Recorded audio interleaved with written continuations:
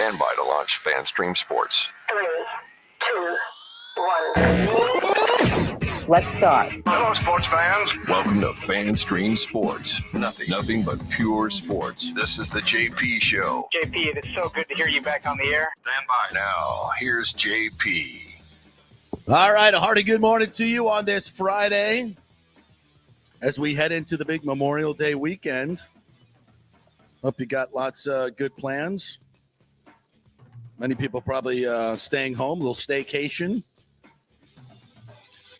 And, we got a big series this weekend, obviously, with the Yankees that did not start very well last night. Welcome into the JP Peterson Show. Nick Geddes from Outkick.com alongside me here as we lament a very unraised-like opener against the Yankees last night with more unearned runs, errors. Not good.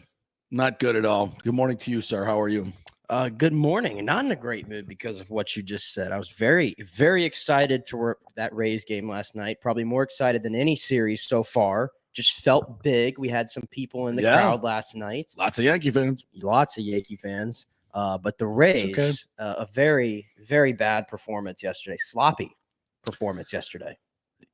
Doug, the great Doug Wechter hit me with a stat on Rays postgame that blew me away. The Rays have allowed 32 unearned runs, which is the worst in baseball. Let me say that again. Your Tampa Bay Rays allowed 32 unearned runs, another 2 last night. They've made 9 errors with 10 unearned runs in the last 6 games alone. Okay?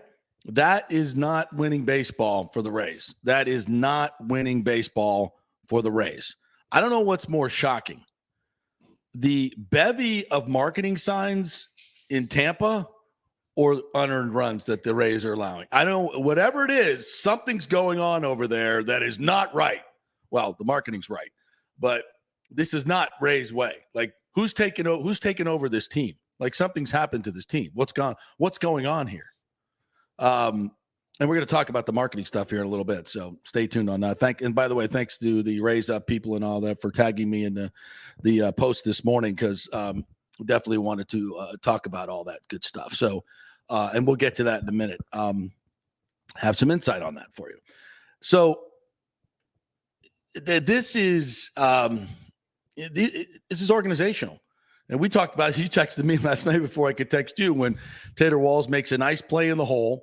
I think it's a 1-0 game at this particular point. 2 outs, runners on second and third. Andujar hits one in the hole, makes a nice play to get there, but stumbles a little bit and throws to first on what should have been a routine pick for your first baseman. Any major league first baseman, any college first baseman really makes that play. It's a routine short hop pick. You make the play.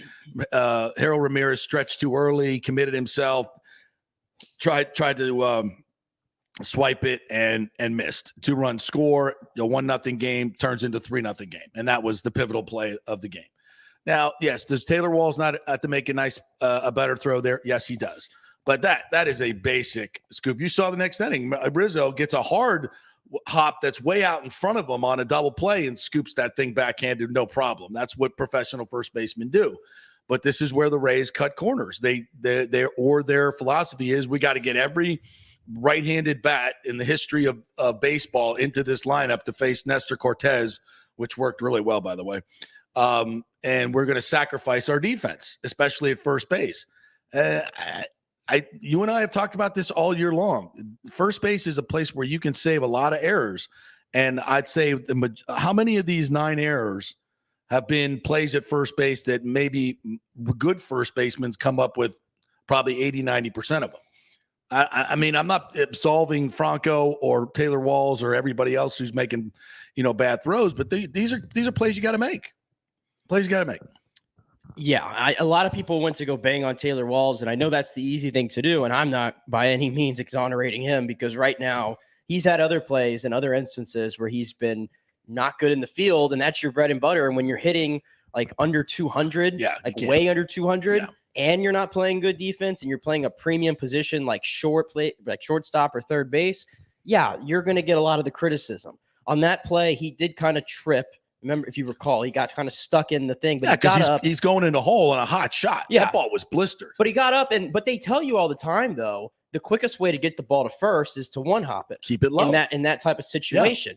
Harold Ramirez did his best G-Man impression. I've seen G-Man do that exact split. It was almost like he was concentrating more on that than picking the ball. Yeah. And Which, by the way, I don't want to bang on him. He's an outfielder. This is not on him. This is on the organization trying to put guys, thinking anybody can play first base. And it bitch in the ass. Yeah, I didn't understand that at all. And that was to get – I mean, they might have been hamstring a little bit because, I mean, Wander Franco, was he the DH last night, correct? He was the DH because Walls was at short and Yandy was at third and Paredes was at second. So Wander was the DH. I don't know if that was the plan because in my head, I wouldn't have taken Kevin – I can't believe I'm saying this. I wouldn't have taken Kevin Kiermaier out of the lineup last night. No. The way that we finally have had stability at the leadoff hole. And But you can't have a lefty going up against a lefty, for God's sakes. we talked about it last year, though. He hit better against lefties than righties last year. And this year, he's hitting 250 against lefties, 247 against righties. So he's basically even.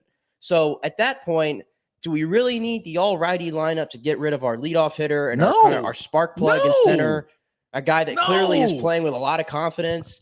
I just that's me personally. And you're a KK hater. Not a KK hater. It's KK hater. Not a KK. But you're No being slander. objective here. But I mean, he's been, when you got a guy that's a catalyst at the top of your order Ride the like hot he has hand, in been. my opinion. Yeah, you got to, and you're your biggest. I mean, yeah. I mean, I don't want to. I don't know this for a fact, but if I'm Kevin Kiermaier and I show up to the clubhouse to play the Yankees and my ass is on the bench, and I'm red hot, and I've been sacrificing, I've finally been going the other way and doing the things that we wanted him to do forever, and I'm not in there because Nestor Cortez is pitching. I mean, again, these are the analytics, and I get it, but for God's sakes, I mean, you just said the numbers. He's hitting the same against righties and lefties, and he's been hot lately. Yeah. I mean, that has to count for something in baseball. Baseball players are streaky. You get hot, you stay hot. You don't sit a guy on the bench when he's hot. Yeah. I no. And even having Walls in the lineup and Brujan, I won't put him in. I'll lump him in this category for the sense of the Rays have too many guys at the bottom of their lineup that they have most days that just are not doing much. Yeah. Brujan did get on base twice yesterday, so I'll leave him out of it. But when you have Walls in the lineup and even Paredes, honestly, who he got the 3 home runs, but outside of that, again, he's still going through his growing pains here in the majors, obviously. Right. Is he really worth putting in that lineup last night against one of the best pitchers in baseball just to be a free out? Because clearly he was full too. I mean, I think there's decisions that needed to be made in that lineup. And I'm not saying, again, we're not banging on Harold Ramirez for that because he shouldn't have been there in the first place. No. I absolutely want Harold Ramirez in the lineup every day with his bat. He had another nice knock there in the first inning where he went oppo, which I always love to see that. Yep. But yeah, it's just some weird thing. And that stat that Doug Wechter, say that stat again. 32 unearned runs, the most in baseball. The Rays. The Rays. Of all people. Good God. Yeah, I mean, that's going away from your philosophy of pitching and defense. Yeah. And this, the first base thing bothers me because, it's a premium defensive position in my mind, I think, because of not just, and the number of balls that you may or may not get on the ground, but I'm talking about and the ground that you can cover over there. It's the taking the throws. I mean, it was never more absolutely apparent than that little sequence there where you see Rizzo, pick a tough one backhand and Ramirez can't get, just a pretty simple scoop. And that's not the only play that's happened at first that he hasn't been able to make the play. And Yandy Diaz the same way. Yandy he's no Don Mattingly either over there. No. And Choi is, I think he's come a long way. He's come a long way, but his range is, come on, his range is not good. Now he can receive over there a lot better than the other guys, but his range is not good. So we're forfeiting a lot of defensively at first base because we didn't prioritize going out and getting a bona fide first baseman. You can say we prioritized it, but I think though they're going to make it. Derek Neander is not going to watch that and go, I can make it to the season with this defense as it is. He's going to make a change because the Rays we know how they are. They're going to they're going to play great defense. They're going to do great pitching. And obviously the pitching is always, for the most part, been really good. The defense this year has been a roller coaster. I can't see Eric Neander just sitting back and not addressing that because it goes so far away from their DNA. And to your point, you said yesterday, 9 games over 500, now 8. And you were like, does it feel like it? Like, have they played their best baseball? No. At spurts they have. But this is your measuring stick series against a team that's really banged up. You see the lineup the Yankees put out there last night? I was texting with some Yankee fans. I'm like, Miguel Andujar's hitting cleanup. Matt Carpenter, WTF. Didn't know he was still in the league. What a stash. What a stash that guy's got. He did leave a nice stash. Is that dude old school or what? You see him take that one off the elbow? Yeah. He leaned a little lean. No padding, though. No padding. He's got no padding on him. He just stuck his elbow out there with his and didn't even flinch. They signed him that morning, too. Dude did not even flinch. What is that? What kind of crazy ass mustache power is that? You see, he just put his elbow out there. I know. It's a 90 mile an hour fastball. He's like, I'm going to go to first base. Give me that all day. Takes it on the freaking funny. Didn't even flinch. Yeah. That's old school right there. Old school guy. But still, though. Rub some dirt on it. He wasn't even in the major leagues until the Yankees just signed him. And he's been struggling a lot. So I was like, oh my gosh, Matt Carpenter's in the lineup. Yeah. Got some guy named Trevino catching for the Yankees. And I know he had a walk-off the other night, Yankee fans. I got it. But again, not a big bopper. So I was looking at that Yankees lineup, and Yarbrough, to his credit, pitched a hell of a game. He pitched a hell of a game. What did he go, 5 innings before he gave up a hit? Yeah. And that's, of course, where it unraveled third time through the order, which I think we have the numbers on that already with Ryan Yarbrough. Yeah. But it felt like I put it out there yesterday that the Rays in that first inning squandered a little bit of an opportunity because, Wander Franco swinging at the first pitch of the at-bat. That was in on the hands, and he just popped it up. Yeah, he seems a little lost right now, man. Yeah, just very inconsistent right now. Which should be expected, to be quite honest. He's a rookie. He's had a lot put on him. The contract, the lack of protection. This is all, we could freak out about it if we want. The injuries. I mean, not making excuses. These are reasons. This is not a good situation for him right now. He needs some help. And, right now it doesn't look good. Yeah, but it felt like they squandered an opportunity in the first. And then, as it is with elite pitchers, I've seen this story so many times when the Rays have faced like Verlander and Garrett Cole at times before. It's like they threaten in the first inning, get nothing, and then you literally are shut out the rest of the game. They find a groove and you're toast. Yeah. Yeah. That was not a good open for the Rays last night. Let's cue up some Kevin Cash from last night. Let's hear what the skipper has to say about that. While you do that, just a quick mention. That Calgary Edmonton game last night. Did you watch any of that? Oh, I watched the whole thing. 4 goals in a minute and 11. I was watching that live. I was like, because I was flipping back and forth a lot of stuff last night. Rays game. You had, there was an NBA thing going on. I was watching the coverage of the shooting, which I have to get to some of that stuff this morning. Is breaking news on that. But I flipped over and I was like, God, this is just it's such good television. And then with a span of a minute 11, it's like ding, ding, ding, ding, ding, ding, 4 goals, the fastest in NHL playoff history. I'm like, I hope Fassy's not watching this because he could be traumatized by watching that 4 goals go in and like those. Like, are there any goalies playing in this game? Oh my God, they're letting in. Jesus, they're letting in softies left and right from all different angles. We'll get like avert your eyes, Vassy. Do not watch this, please. This is awful. Yeah, it's like I tried to watch Carolina and New York, and I'm like, I'm not gonna lie, I was like, this is kind of boring for a playoff game. Yeah, well, the PNC, there's an atmosphere there. The atmosphere, but the game itself, I was those like, people ever sit down? By the way, no, they don't. No. They wave those effing towels, and that's in all these arenas. That place more than anything, it feels like they stand up the entire game. Yeah, they did it in Calgary. Did you see the crowd in Calgary? Yes.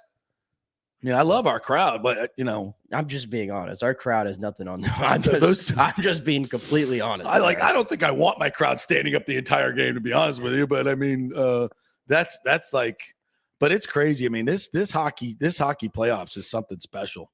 But that game was crazy. And McDavid wins it in overtime with his first overtime goal.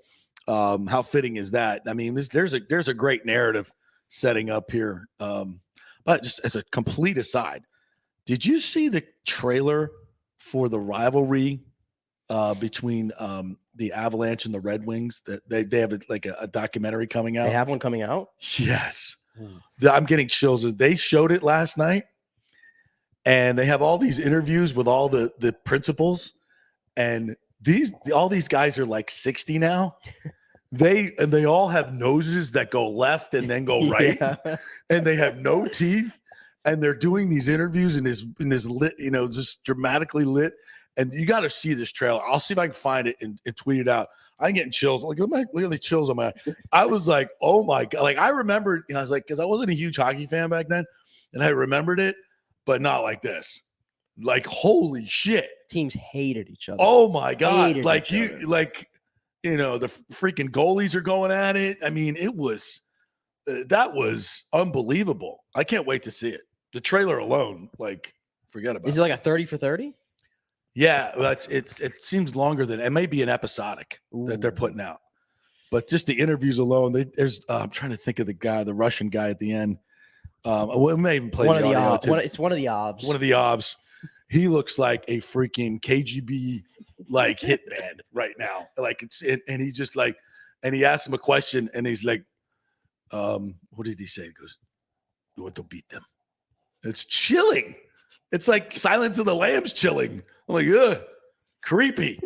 But anyway, so that's at the core of the emotion of these playoffs, man. You don't see that in the NBA, and dare I say, you don't see it in the NFL. This is a different type of intensity, and it's watered down tremendously from what it used to be. And it's still pretty damn good to me. It's still off the chain, and I don't know. I don't think I've ever been more. I'm watching every. I used to, for the most part, just watch the Lightning in the playoffs. I'd watch the highlights of the other games. Now I'm watching the games like nonstop. I can't take my eyes off it. I made it a whole point to watch the entire game last night, the Calgary Edmonton. I was like, I'm watching this whole game because something crazy is going to happen. Yeah, it did. It did. I'm more into hockey now than I think I've ever been outside of the Lightning. Absolutely. I mean, if you're not a hockey fan, check yourself, check your sheet. All right, let's hear from the boring Kevin. I'm kidding. We go from that excitement to Kevin Cash after a 7-2 loss to the Yankees. Yeah, very, very tough. He came in as one of the better pitchers in baseball so far, and we certainly saw why. We faced him last year, and he was good. It looks like he's kind of elevated his game a little bit here as of late. A lot of deception. The fastball kind of jumps in on you. The cutter plays off that. So he threw a good ball game, really good ball game. I agree with what you said about Yarbs. He was really good. The hit by pitch started things off. I felt like that play kind of changed the complexion of the game a little bit. 1-0. There's probably some different thoughts in managing how people are used in that game, but we opened it up a little bit. Got to scoop that. And they took advantage of of it. Watching the highlights as we listen. In fairness to Walsey, we've asked a guy to play first base over there that has not had that many reps. I mean, I would imagine Walsey's going to be the first to say that he can make a better throw. It looked like his footing got a little tangled up on that. He might have rushed a little bit, but no, Walsey's a really good defensive player, and no concern from him defensively. Yeah, and I agree with that. That's it's interesting that how the narrative can change.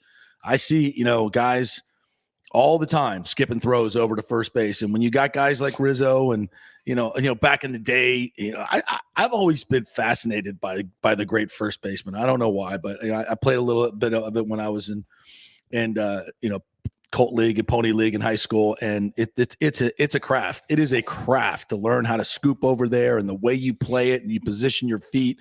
And I've always loved watching the Tino Martinez was an absolute magician.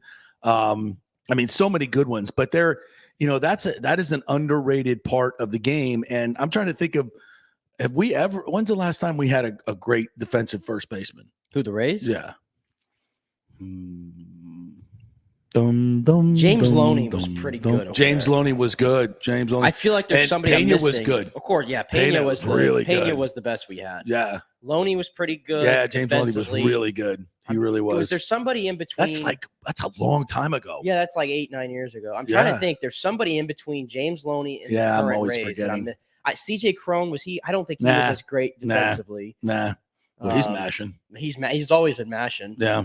Logan Morrison they had over there. Yeah. Wasn't too Lomo, bad. not. It's kind of been a committee though for a while. Yeah. I know it's blasphemous to criticize the Rays in any way on the field and their managerial and organizational choices, but this is, Yeah, but I mean, I'll say this though. I cut him some slack because for a first baseman who can play defense and hit for power is a premium. It's always going to be a premium. Expensive. It's hard to go get one. It's expensive to sign one. Guys don't want to give them up. And the problem is, there's where you go from 75 million to 100 million in payroll. Yeah, fair. And you dramatically improve your baseball team. Fair. And we have been unwilling to do so. Fact. And here's the thing, though. I think you look at the pipeline, they had to develop these guys. They had 2 guys in the system who they thought were going to be the guy. First one was Jake Bowers, if you recall. Figured out he couldn't hit a lick and he had to go. You get Yandy out of that deal, you move on. The other guy was Nate Lowe, and Nate Lowe is now in Texas, and I think he's turned into a pretty serviceable, maybe above average first baseman. He scoops that. Most definitely. Yeah. But he kind of was blocked because of, G-Man and Yandy. And they kind of moved off of him. They moved off of him. I didn't see that. So now you're left and you look around. They don't really have any of those big first base prospects anymore to put over there. Well, let's start trading for a first base prospect instead of the 75 shortstops we have. It's hard to get those guys.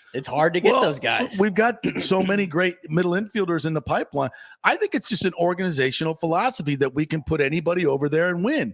And for the most part, with their results, you could say yes. I'm not going to say it hasn't worked. Exactly. So, I mean, it's hard to criticize, but in these moments, you have to criticize. That it ain't. I criticized last night because that play changed the game. The game was over. And we can point, and we've been pointing to this all year long. And Kevin Cash has said it's not the first time he said that. Yeah. About, hey, remember when he said early on the season, we're asking him to do a lot. We're asking him to do a lot. Yeah, we are. And which means he's playing out of position. So it is what it is. I mean, the Rays aren't, perfect in everything that they do. And I'm sure Kevin Cash is thinking about that again this morning. And maybe this isn't is this his decision? How much of that lineup, comes down from up above? How much we debate this all the time. I mean, I sometimes I just think Kevin Cash wouldn't do that. I don't know. Who knows? Nobody knows the inner workings of who makes the lineup, but that just a lot of that stuff seemed a little bit. I don't know. When I saw the lineup last night, I was like, wow, it's almost like that is the right-handed versus left-handed is just the absolute unequivocal number one priority for everything, and nothing else matters. So I don't know about that. All right, I got to get into this a little bit here in the first. As last night, the Rays and the Yankees both took their social media, instead of doing updates, they put out a statement on gun violence. And while the original statement I commend them on, no doubt about it, it was very, especially for the Rays, who famously on opening day last year tweeted out it would be a good day to arrest the people who murdered Breonna Taylor, which we're not going to get into all that, but it's pretty complex, and that is, very anti-law enforcement as far as I'm concerned. And I know a lot of law enforcement people that were really effing pissed off at that. It was completely bad. It was unnecessary timing on opening day. I think it's unnecessary politically, and especially in this particular market. Now, yesterday was a bit of a different story. They put out a statement on gun violence that I think was very apolitical and very well done, and I commend them on that. Now, a lot of the subsequent gun facts, gun violence facts that they put out probably irked a lot of people, but I think their heart was definitely in the right place. And, although as Topkin wrote, it was obviously a taking a chance to alienate what could be, some prospective ticket buyers like Stu Sternberg hasn't been doing that for his entire career, alienating people. I mean, kind of funny, but not funny. And the fact that, Yeah, they did, but it was pretty apolitical, and I think it was well done, that part of it. And so kudos to them and the Yankees for doing such. Yeah, I don't know how that would alienate. And if you're alienated by that, if you feel like that, I think you need to look in the mirror. I think you've got some people that, again, far right, that are just, you say anything about gun violence and it being about the actual guns, they lose their minds. I am very much, pro Second Amendment, but I'm also, we don't need to have, and this is where the breaking news comes in, 14-year-olds being arrested for threatening to shoot up a school when he turns 18, which is what this shooter did, and was arrested, and him being able to buy an AR-15 when he turns 18 and then murder people. I mean, that's what we found out this morning. He was arrested for making these specific threats about shooting up a school, and 4 years later is allowed to walk into a store and buy an AR-15, which is just, it's incomprehensible that should be allowed. And it does, and it just goes to point out, it doesn't matter what laws you make. If that's what you're doing as law enforcement, if you're expunging the guy's record and then he can go by and nobody's paying attention to this kid as he actually puts out 2 pictures of AR-15s on his social media, and people are getting kicked off social media for talking about hydroxychloroquine, but this kid can do this and then literally make a specific threat and get arrested for it, and 4 years later do exactly what he said he was going to do. That's a grotesque dropping the ball by the FBI and law enforcement. And by the way, the Parkland shooter was twice turned into the FBI. They did nothing about it. This kid was arrested and told what he was going to do. They did nothing about it. The Buffalo shooter, same thing. Why broadcasting to the world what he's going to do, and they did nothing about it. So just to go to say, you can make all the laws in the world. If you're not going to enforce the laws, they're meaningless. They're completely meaningless. So, if Steve Kerr, you can bitch and moan about your HR8 and all this other stuff and take off your mask when you do that, but you got to put your mask on when it's that guy, forget it. But it doesn't matter if you can yell and scream at these politicians all you want. And yes, action needs to be taken. No doubt about it. We need more sensible gun laws. There's no doubt about it. Nobody should be able to make a threat like that and at 18 years old, be able to go buy an assault rifle and all that ammunition. This shouldn't be allowed. And I'm all for gun ownership and being able to protect your family, especially right now when law enforcement is being defunded. And you have a president that's signing a bill the day after a massacre like this that targets police officers that are trying to help people. I mean, it's ridiculous what's going on in this country. So, I mean, it makes me freaking crazy. But at least from what the Rays and the Yankees, their heart's in the right place. Nobody wants to see this stuff go on. Nobody.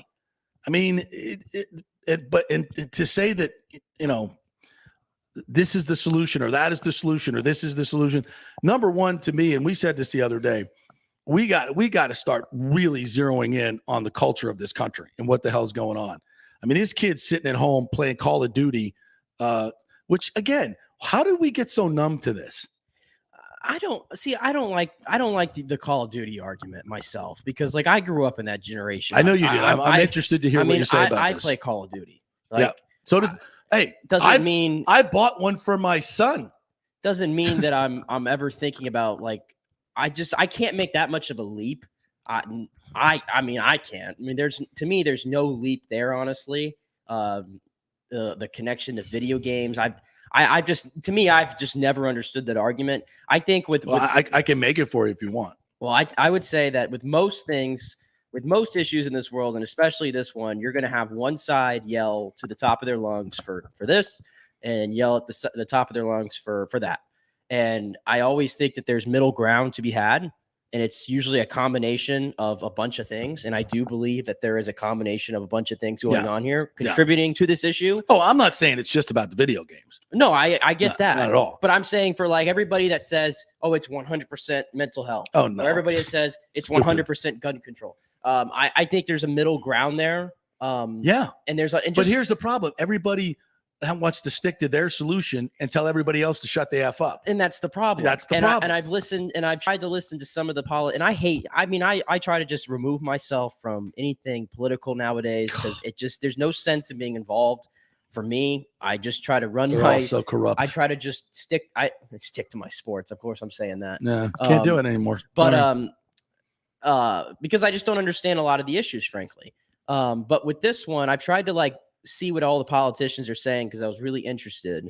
And again, I'm left disappointed.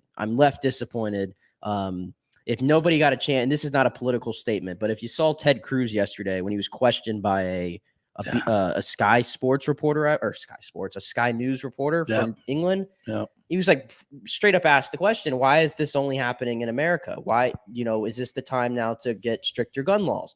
And Ted Cruz just kind of looks at him and, very arrogantly is just like, don't spread propaganda in our country. And like just shoves it off like that and just walks out away and is very rude walking out and says, this is the greatest country in the world. That's what everybody wants. Yeah. Don't give me the default answer like that. No. Don't hide behind that answer. Well, I think in that situation, I'm not defending him, but it is a complex conversation. And that's not to me, that's, but you need to have a better answer than that. You have a better answer. And Absolutely. And in terms of the video games, and I'll just say this real quickly. So we got Kevin Weiss coming on. It desensitizes people to killing people. It in the visual way, and this is proven, by the way. This is absolutely clinically proven.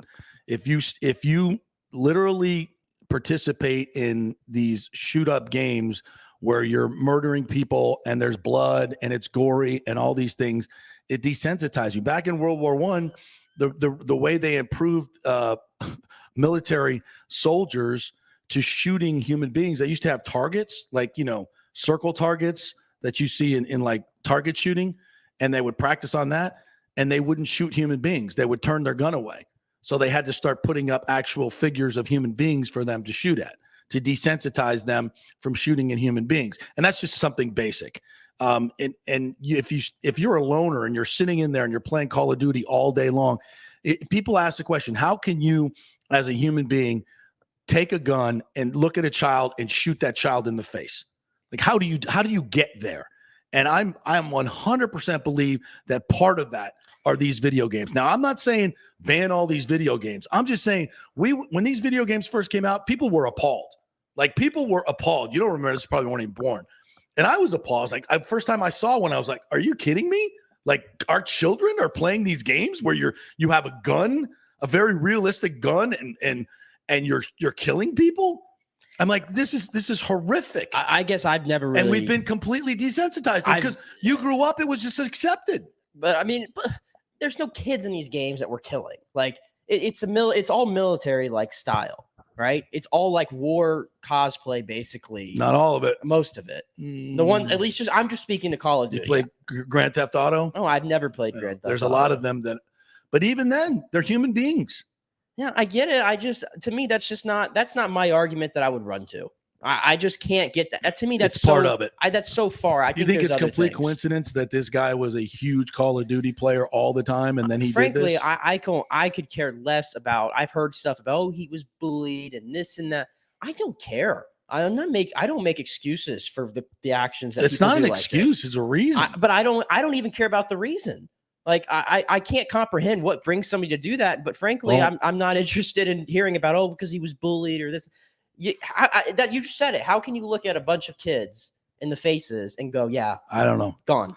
I think you have to be completely desensitized to the value of human life. Well, it just means, I'm just going to suggest that if you're sitting there playing games all day that are very realistic, where you're shooting humans, then it's going to have an effect. It's going to have an effect. The thing is, you're growing up in a loving home where you're surrounded by, and you have constant human connection, and he did not. And when you combined those things, you're going to have trouble.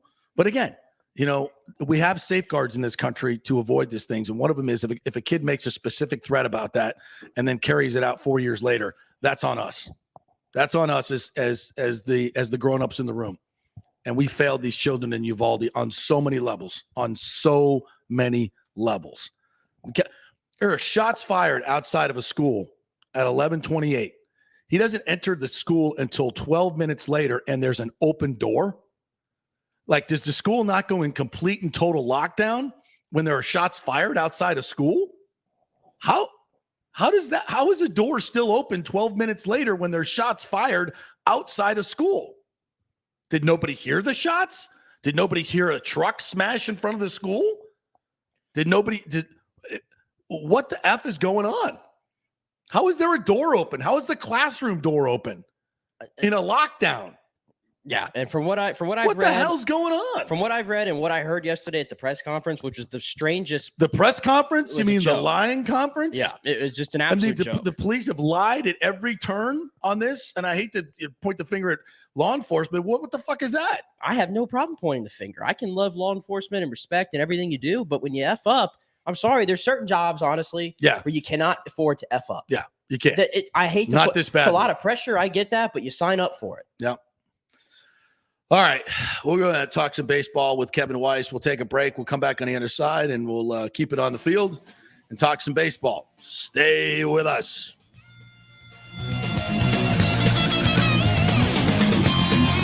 The world economy is in chaos, and mortgage rates are going to go higher in the next few months. Meanwhile, home values are up 24% in some neighborhoods of Tampa Bay.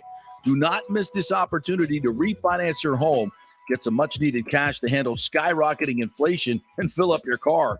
Contact Scott Fitzgerald at American Mortgage Services. Even if you've recently refinanced, Scott can make the deal work because he charges no lender fees like the big boys do.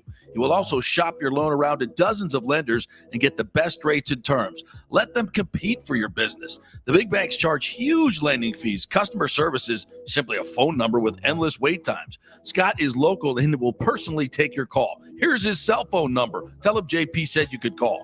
813-294-7595. Scott's done over 3,000 loans, including many coaches and athletes. He will answer your calls and concerns and give you workable strategies to be smart with your money. Reduce your payments.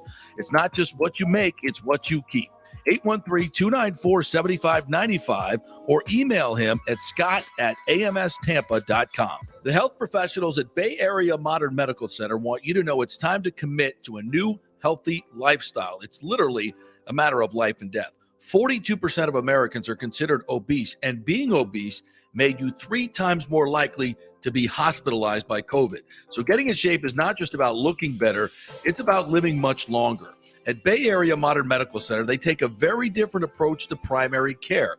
It's personalized, preventative medicine. Christopher Lugo and his experienced staff are proactive in looking at your issues before they become a problem, encouraging a healthy lifestyle with proper diet, supplements, and exercise to optimize your active lifestyle, building up your immune system, not destroying it with poor nutrition.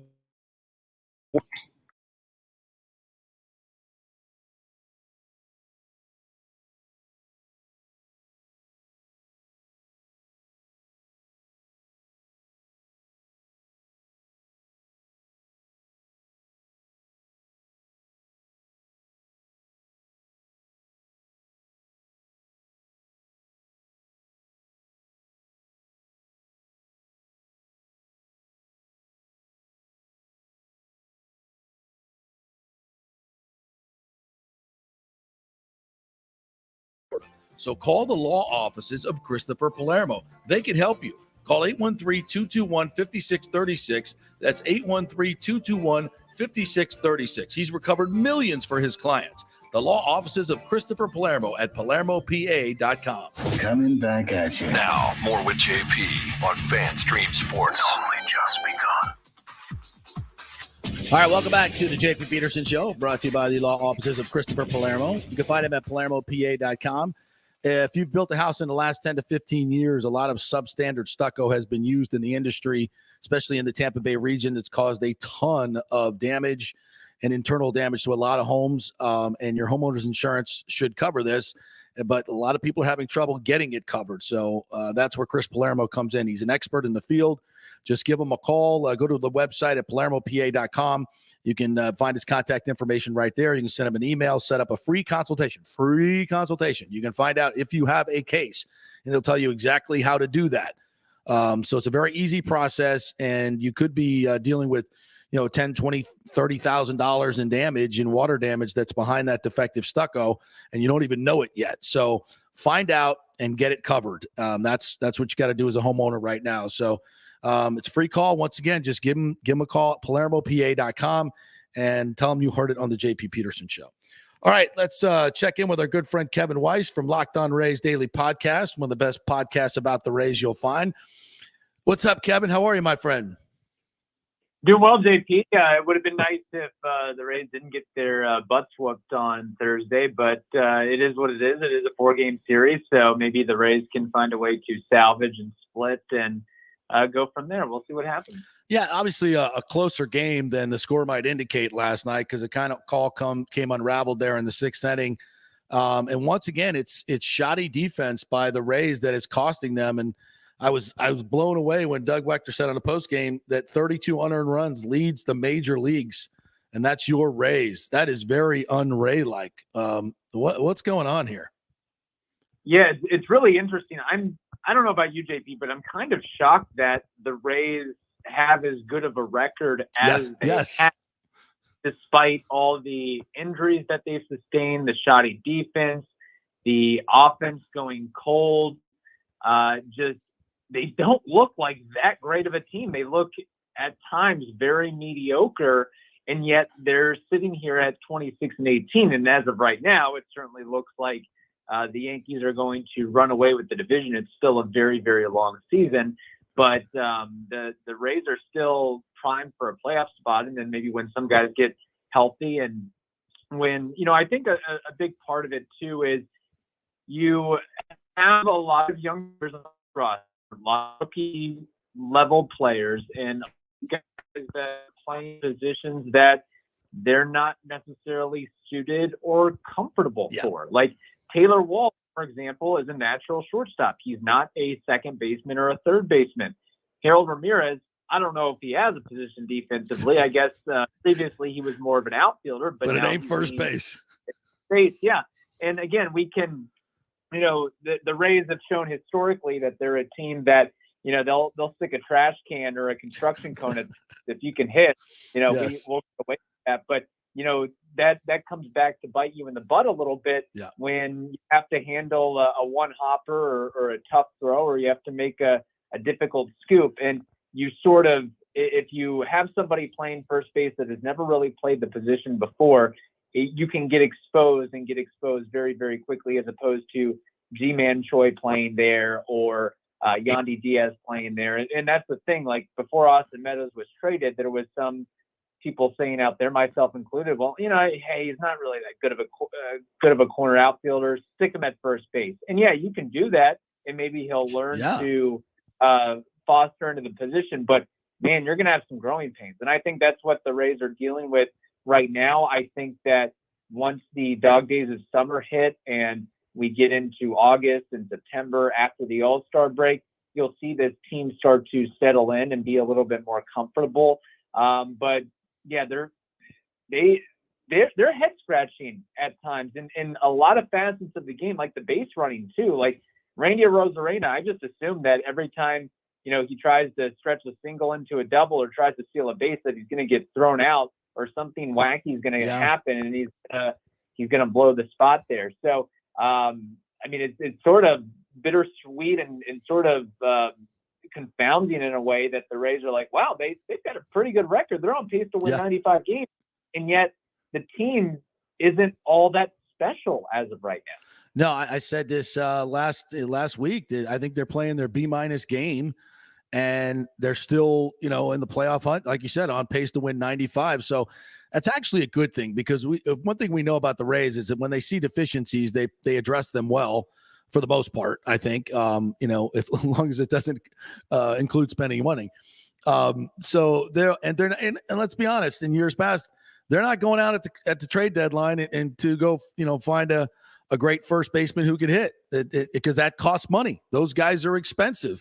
And that's not something that the Rays have been willing to do. You could talk about, well, we tried to get Freddie Freeman. We tried to get this guy. You didn't do it. It wasn't enough priority for you to do it. And if you go back over this last 9 games, they've given up 10 unearned runs, 6 games, 10 unearned runs in the last 6 games. You could trace a lot of that to first base.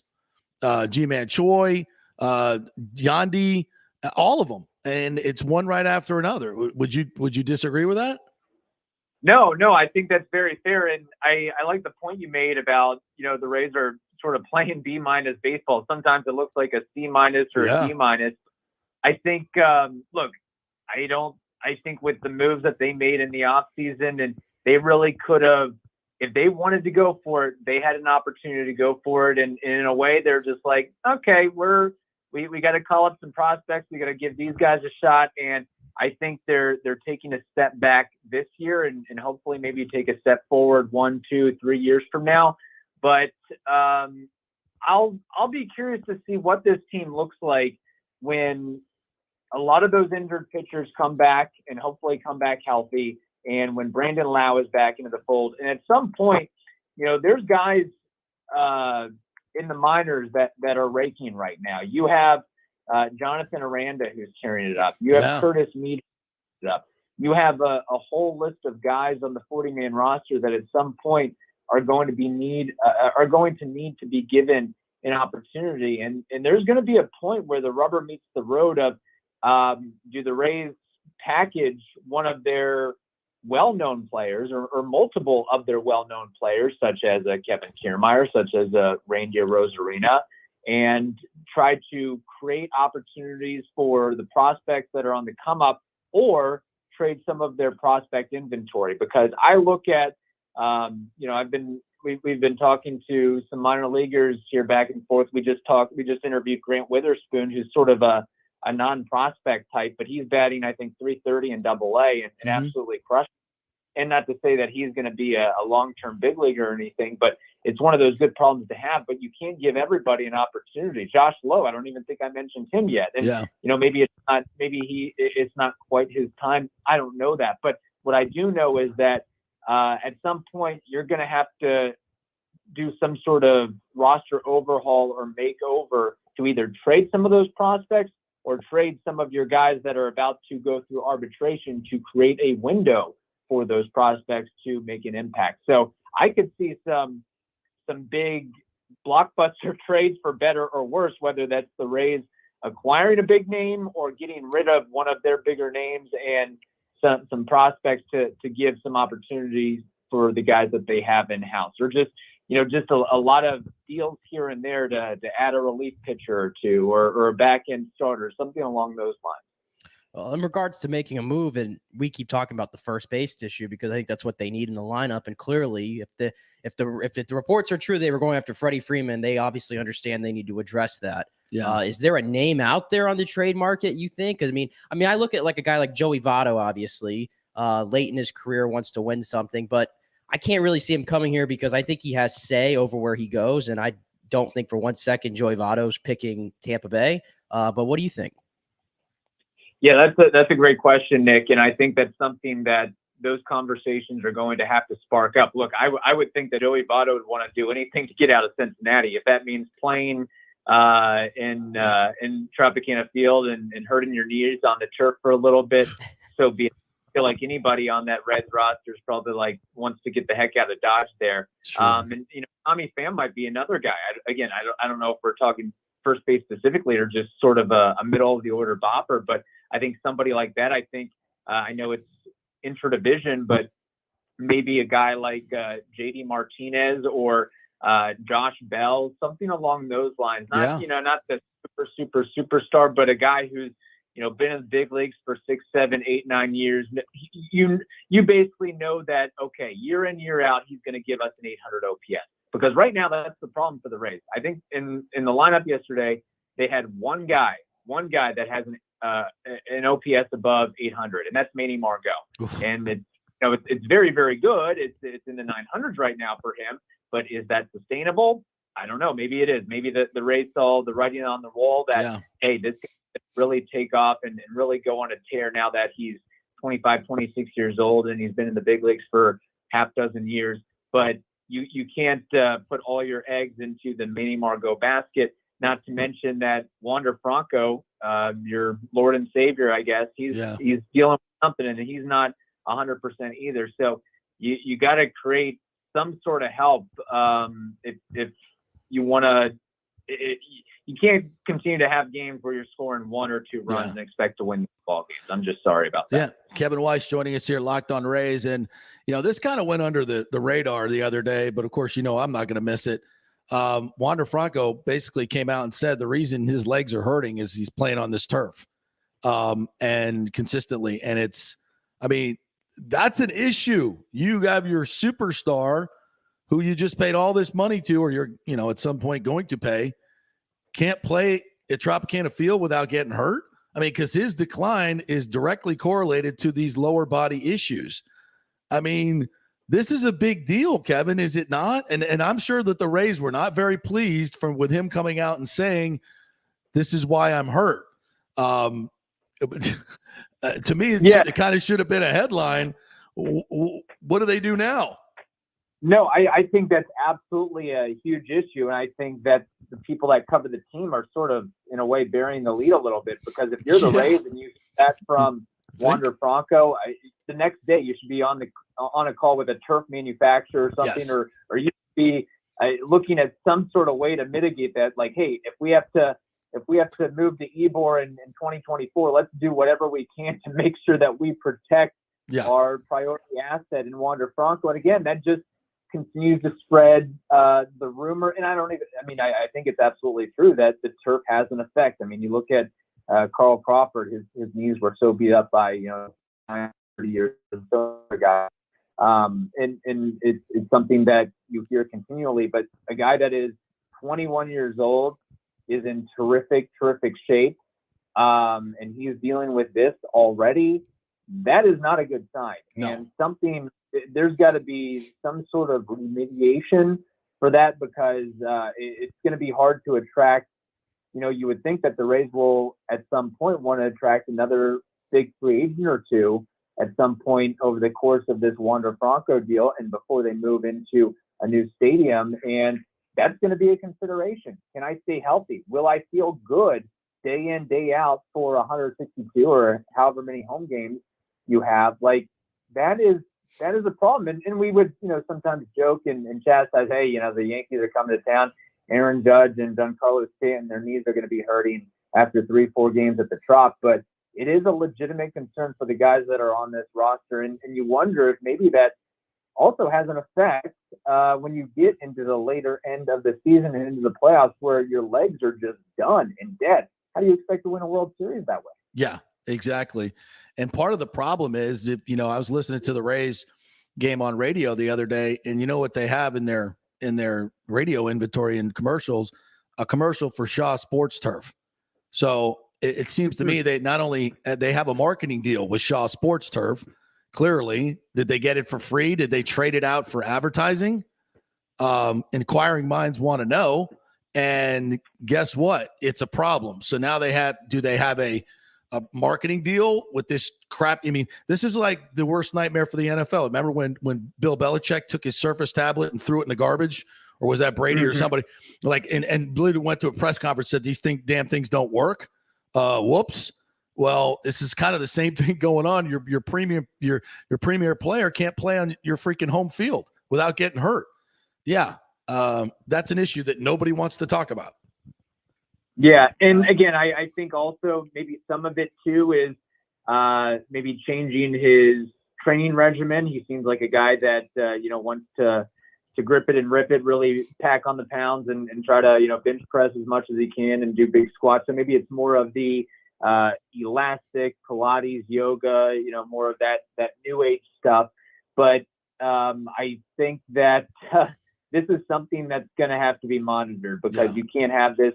Again, it'd be different if he was a 38-year-old playing on his last leg, but this is a guy who's supposed to have fresh legs every day, and that's supposed to not have to need to take a night off. And maybe that goes into why the Rays have avoided historically, besides the monetary aspect of things, of finding a true DH and using that DH spot as kind of a rotating rest spot for position players, because they know that the turf is so hard on a guy's knees that, hey, Wander Franco, you got a DH today. So-and-so, you got a DH today. Brandon Lau, you got a DH today. Austin Meadows, you've got a DH today, because it is such a such a difficult force on the lower body. Yeah, it's definitely a problem. So we've talked about the defense, a little bit about but the pitching is, I think, for the most part, it's been pretty damn good. I mean, Poche had to get 5 outs the other night because of the defense and got it. And I thought Yarborough was really good last night. I still like to see an opener for him. I don't know why they're not doing that, because the numbers suggested he's much better that way. But whatever, I think he pitched well last night, and I look forward to. I mean, obviously Shane McClanahan I think he might be the top 3 pitcher in baseball right now. He's been so good and consistently good.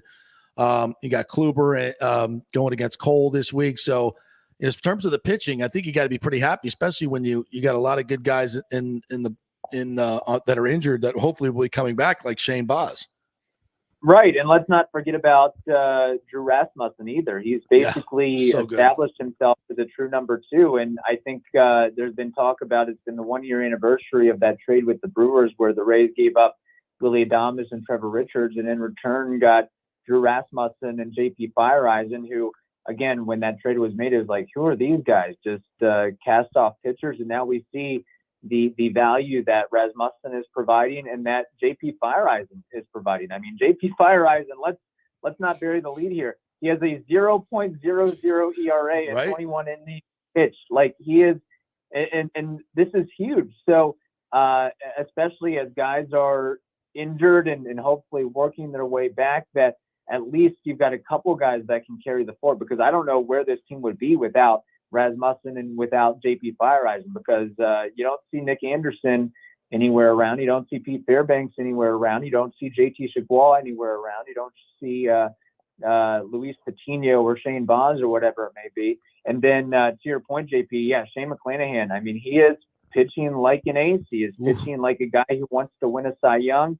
And I am curious to see if there's going to be a conversation at some point with him and the Rays on some sort of long-term contract extension, maybe similar or in the mold of what Blake Snell got. That I think is going to be something to monitor. You lock up a position player, and now you lock up or try to lock up the foothold of the pitching staff. So, and maybe the Rays can get a little bit of a nice little team discount or hometown discount, if you will, because Shane McClanahan is from Cape Coral. Of course, that's right by where the spring training site is, and USF. So maybe he doesn't want to leave. He doesn't want to risk, going elsewhere if he can avoid it. Well, let's hope so. We need to keep him around for a long, long time. All right. So how do you think this Yankee series plays out with these pitching matchups coming up this weekend?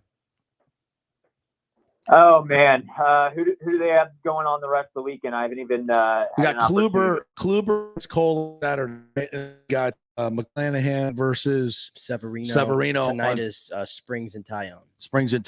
And Springs has been good. He's been really good. Yeah, look, I think we talk about the Rays pitching staff, but the Yankees pitching staff surprisingly has been one of the best in baseball. Nestor Cortez kind of showed that, but Jameson Tyon, Garrett Cole is Garrett Cole. Again, I think that with the way that the Yankees are playing, if the Rays can just hopefully find a way to split the series, you got to consider that a moral victory. You just hope you don't lose 3 or 4 or get swept. I think you've got to find a way to squeak out 2. And again, the Rays can pitch as well as they want, but if the offense isn't contributing and if you're only scoring 2 runs, I'm sorry, it's going to be hard to beat a Yankees team that has Aaron Judge and Anthony Rizzo and Giancarlo Stanton and some other guys that are stepping up. So it's a tough challenge for right now. I think the Yankees, they're going to have the best record in the first half of the year, at least in the AL East, and then maybe the Rays when they get some of their injured guys back. And maybe the Yankees, we know some of the injury history of their position players and pitchers, that maybe they start to fold a little bit and the Rays can sort of go on a second half tear and maybe even things out a little bit. So it's a long season. We'll see what happens. But I think the Yankees are more positioned as of right now to kind of, I don't want to say whoop up on the Rays, but give them a really, really tough fight over the course of this weekend. All right, my friend, tell everybody how they can get the Locked On Rays podcast and y'all's content. Yeah, Locked On Rays, where every podcasting platform, we're on YouTube, and a little shameless plug here. We are looking for advertisers and sponsors if anyone wants to hop on board. So just want to put that out there, or live remotes, whatever it may be. So if anybody's interested in that, lockedonrays@gmail.com, and every other podcasting platform you can find us. Awesome stuff, Kevin. Thanks, buddy. Appreciate it. Have a great weekend. All right, you too. Happy Memorial Day. Yep. Yeah, this is now that you lost the first game, you're just hoping for a split. And taking 3 or 4 might be a little bit much, but I like the matchups for the Rays. Yeah. They just got to they got to play better baseball. It's an simple as that. It's an isolated game. An isolated game was last night. The Rays were just very sloppy. When you play sloppy, you're going to lose. And you ran into a great pitcher. Cortez is like, I'm watching him pitch last night. I'm like, stuff looks okay. Doesn't look crazy good. It got better as they went on, though. But I thought it just goes to show you he's not overpowering, but his location is good, and he mixes it up so very well. I mean, you just don't know what's coming. He hides the ball really, really well. They showed that last night. Breakdown, yeah.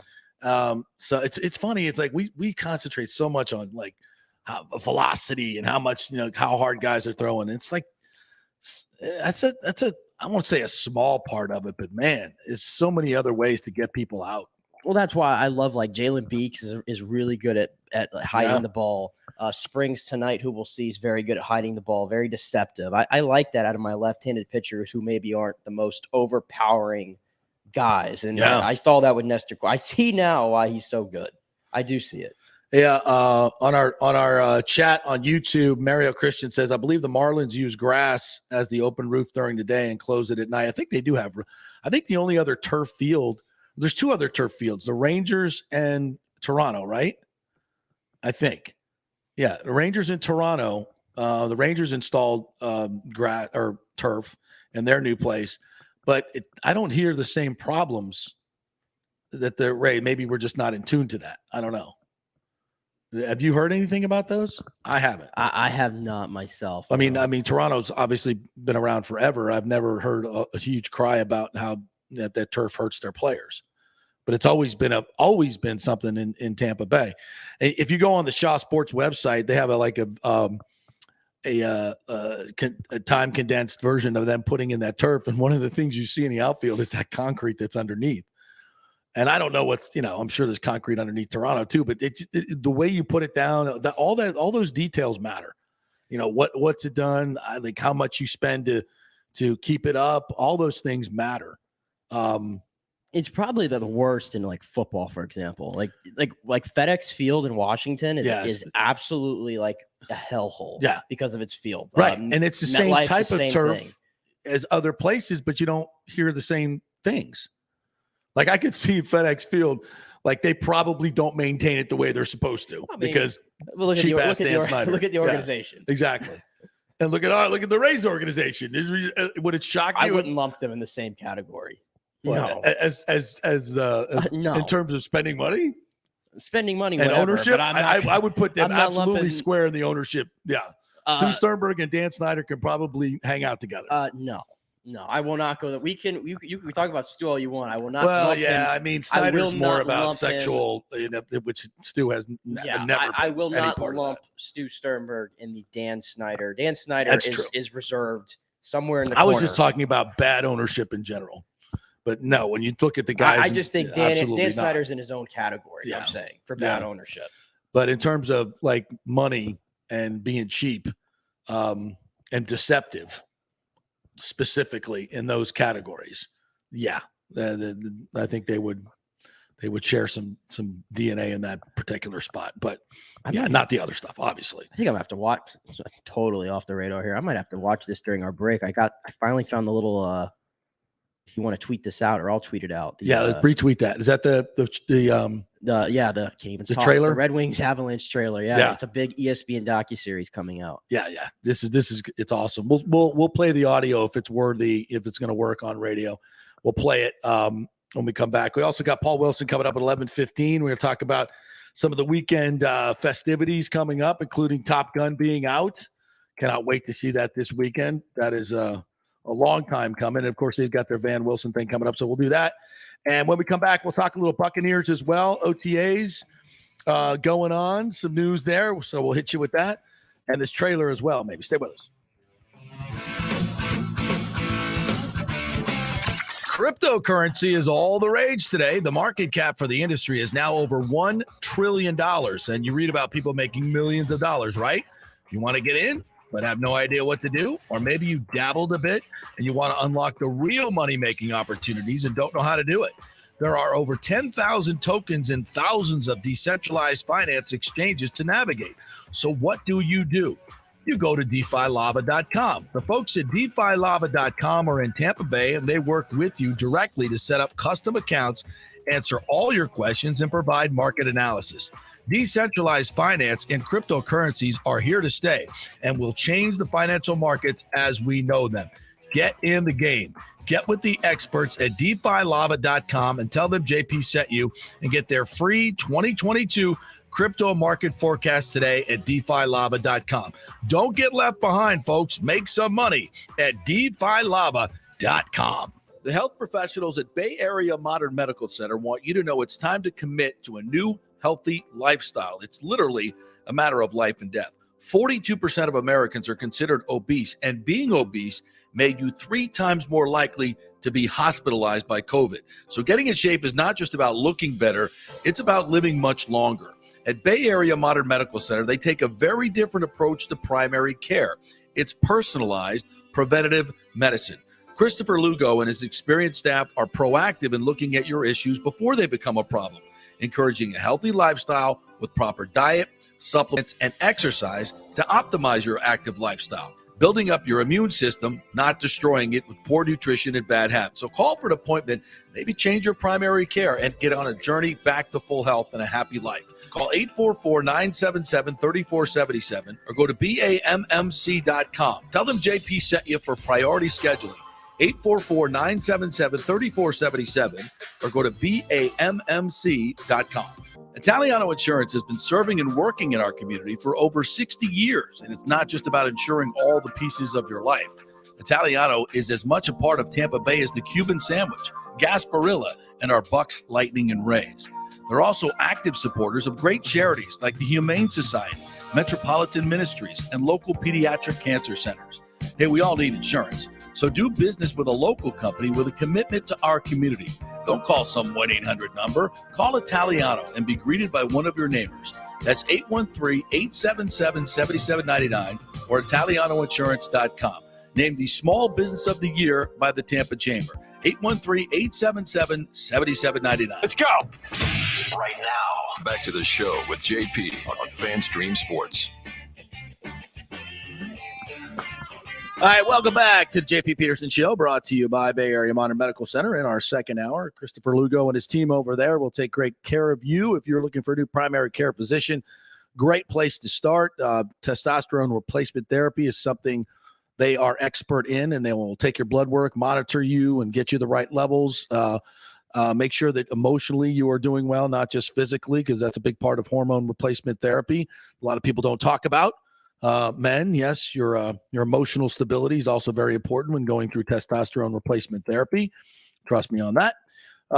You gotta, if you're looking to lose weight, they have great programs for that as well. And the reason they call it Bay Area Modern Medical Center is because they're using modern medical techniques. Christopher works with a lot of our top pilots at MacDill Air Force Base. He is in the military, works with the military, so they've got that cutting-edge mentality, and they will get you in tip-top optimal condition and also make sure your immune system is robust and ready to handle anything. It's a different way of doing things, folks. So if you're bored or tired or dissatisfied with your primary care physician, get a new one and do it the modern way. Bay Area Modern Medical Center, BAMMC.com. Go to the website, make an appointment, and they'll spend a lot of time with you. You'll be shocked how much time that you get with the doctor. So check it out, BAMMC.com. All right, the Lightning obviously sitting back and waiting to find out who's going to win this series. Carolina beat the Rangers last night 3-1 for their 12th straight home win, which is to start the postseason, which I believe is a NHL record. But game 6, is in Madison Square Garden. This one's going 7. It's going 7. If you're a Lightning fan, I think I said before I kind of wanted to play New York. If you made me pick one, I'm starting to shift on that a little bit. I'm starting to shift on that because I realize, I don't want to see Shesterkin. Like, what am I talking about? I don't want to see Shesterkin because that's a guy like Vasilevsky can steal a series. Equalizer. Yeah. Carolina doesn't have that. And No, they don't. Carolina has actually really struggled to kind of find their offense and be explosive the more I've watched them.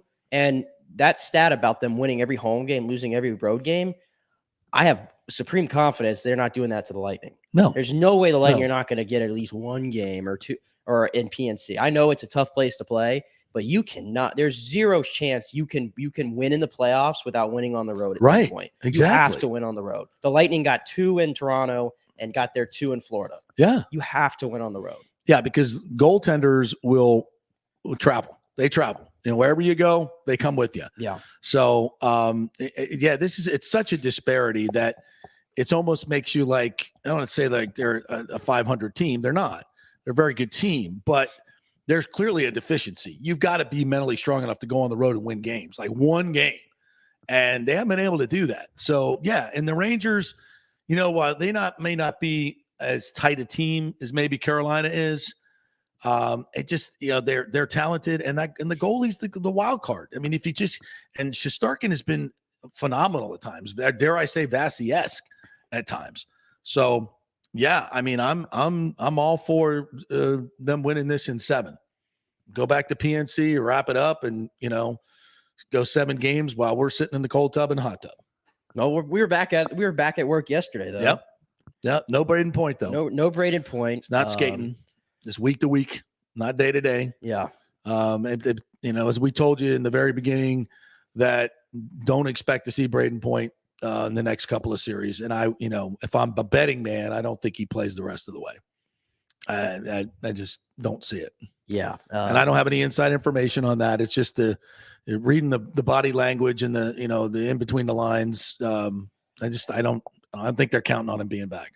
No, they're not kidding. But they play like they did the last series without him. I mean, like we said, most teams that would lose a guy like that, they're dead in the water. Yeah. Done. End of story. Get out. Right. And the Lightning just swept the President's Trophy winning team without him. They're more than equipped. And just for perspective for you, Chris Tanev yesterday, he plays for Calgary. He's one of their best defenders. He has been in and out of the lineup. He played yesterday with a torn labrum, a separated shoulder, and a sprained neck. Okay. Is that played through that? Yeah, I think that's it. Played through that. So if that guy's playing, Kiermaier played through all that one time. Oh, really?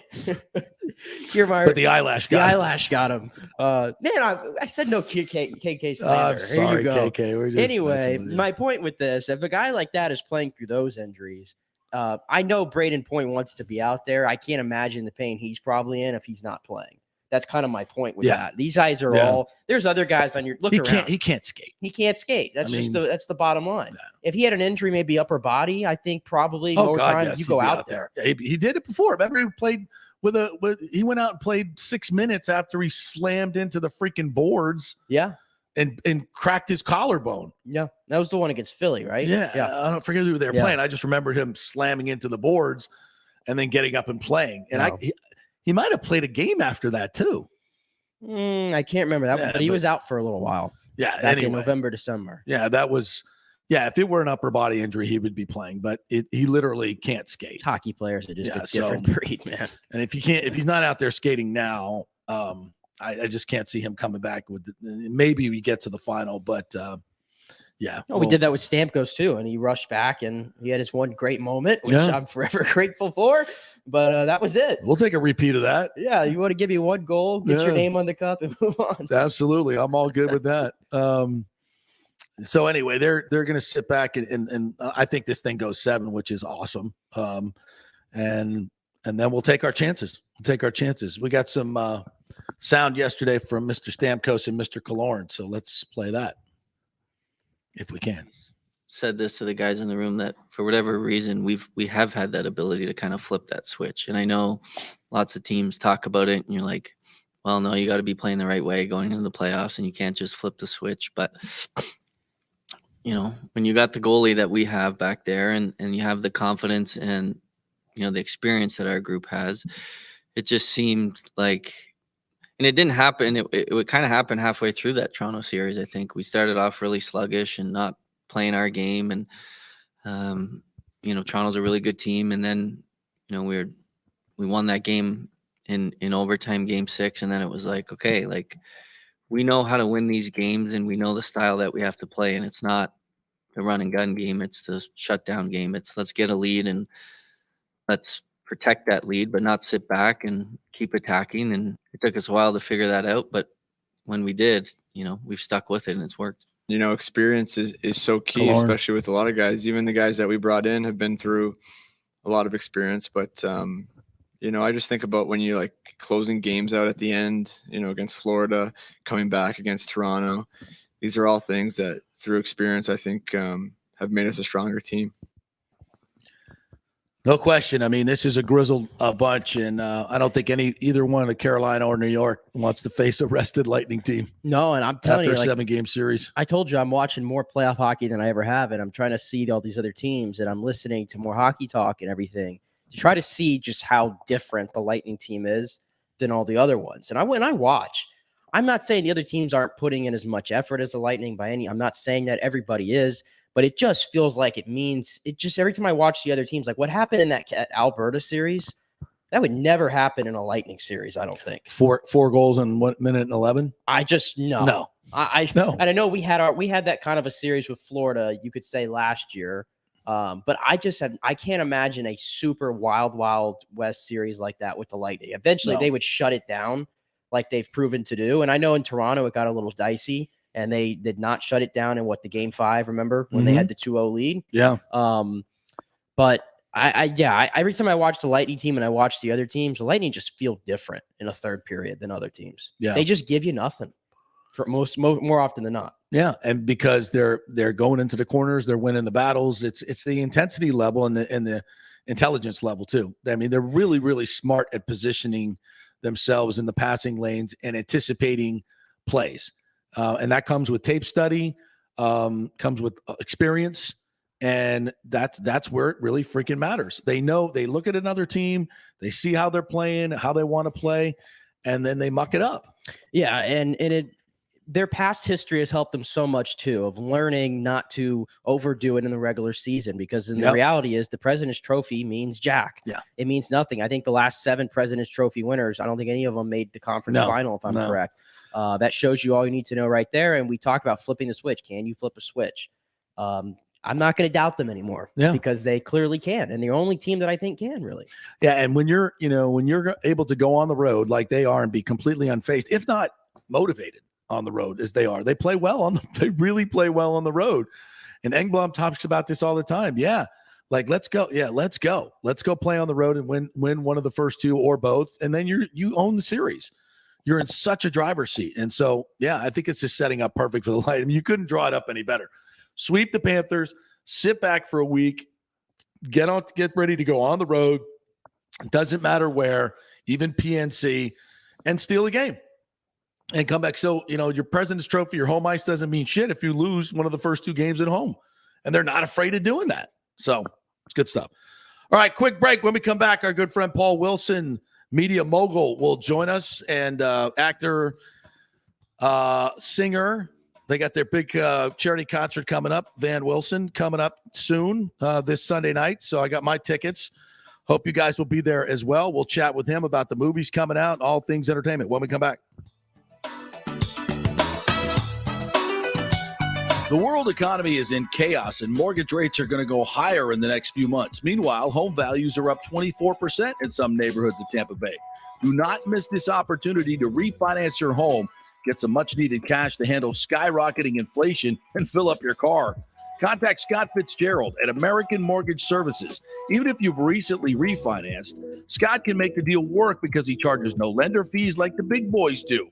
He will also shop your loan around to dozens of lenders and get the best rates and terms. Let them compete for your business. The big banks charge huge lending fees. Customer service is simply a phone number with endless wait times. Scott is local and will personally take your call. Here's his cell phone number. Tell him JP said you could call. 813-294-7595. Scott's done over 3,000 loans, including many coaches and athletes. He will answer your calls and concerns and give you workable strategies to be smart with your money. Reduce your payments. It's not just what you make, it's what you keep. 813-294-7595 or email him at scott@amstampa.com. Have you purchased a home in the last 10 years and the stucco was starting to come loose from the upstairs portion? Well, that can cause some serious damage that you can't see until it's too late. Is it becoming an eyesore? Have you contacted the builder and just can't get any relief? That's very common here in Florida. So call the law offices of Christopher Palermo. They can help you. Call 813-221-5636. That's 813-221-5636. He's recovered millions for his clients. The law offices of Christopher Palermo at PalermoPA.com. The health professionals at Bay Area Modern Medical.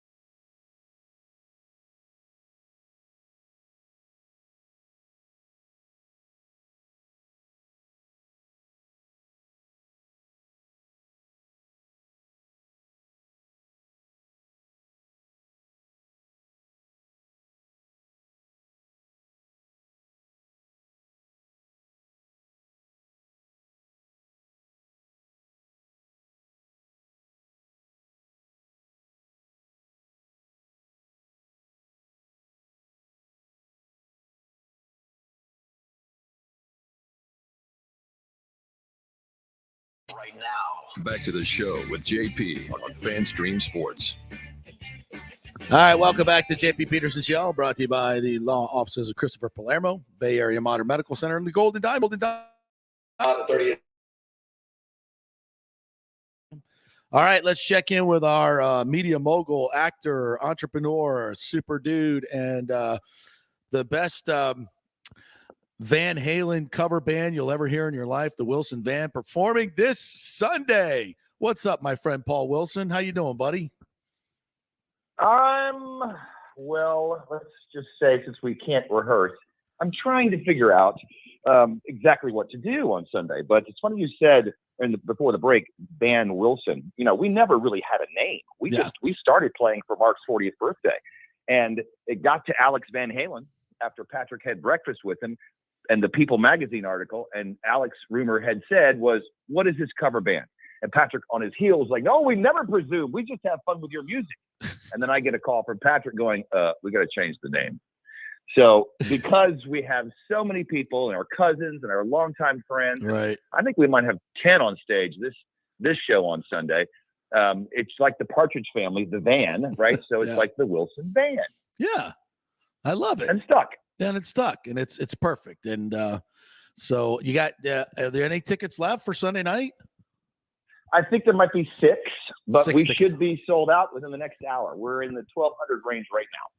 Awesome. Well, I cannot wait. It's been, how long has it been since you guys performed? 3 years. Wow. Wow. Just like that. Yep. Just like that. So it'll be the first time we're back together. And by the way, the first time we're all together will be the night of the show. So we'll have a load in. We might crank it up and do cues, beginnings and ends, but we'll have no chance to run this stuff. So it'll be live for us as well as the attendees. Wow. So get there early and get well lubed is what you're saying. Yeah. Yeah. Doors open at 6, and we're going to have the great Kyle Schroeder, who was the recipient of our very first scholarship, which is part of an integral part of our foundation. We will award 3 scholarships this time, actually that night, Sunday night, and then the great Greg Billings and his team show up. So we should be opening for Greg. But that should be a lot of fun. It's going to be fun. I cannot wait. And that's Sunday night, the highlight of Memorial Day weekend. Maybe my Sunday afternoon golf. I don't know, but after the way I played the other day, maybe not. So, all right, let's talk a little bit about Top Gun and Obi-Wan and all the summer blockbusters. And I heard people talking about like this is a make or break summer for theaters. Like they got to get people back into theater. I don't understand why people are not back in the theaters. That makes no sense to me. But what can we look forward to this weekend or this summer, I should say? Well, certainly. Well, we got a lot coming. I mean, certainly this week, Top Gun Maverick, the 36-year wait is over. Yes. And interestingly, when Top Gun was 1986, when that came out, not only did people run to their recruiting office and join the Navy and all armed forces, for that matter, it changed the way we experience movies in the movie theater with the sound and the soundtrack. The soundtrack sold like 10 million copies on its own. Yeah. And they brought Kenny Loggins back, and apparently there's a wonderful homage in the beginning to all the producers one of them has passed on, who actually has a cameo in Top Gun, and I think they brought him back for this, and cut in some footage. So, and you'll see Val Kilmer. So it's going to be a lot of fun, and according to Fandango, they're already sold reserved tickets that are over $100 million. Wow, so has that ever happened before? Beginning, no, never. Wow. Tom's never had 100 million opening pre-sold plus. Whoa. So this could be the beginning of the mass return to see, these giant big movies and this.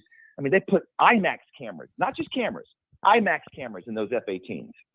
So you got to see it on the big screen. You got to feel it. It's going to shake you. And then, of course, the music and all the fun. And Lady Gaga's song is kind of the, new big soundtrack element to this. So it should be a lot of fun. I cannot wait. I've been a huge Top Gun fan for forever.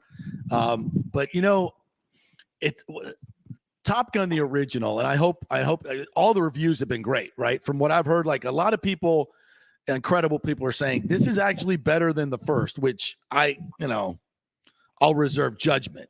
And I know you haven't seen it yet, but you've seen the reviews, right? This is what we're hearing.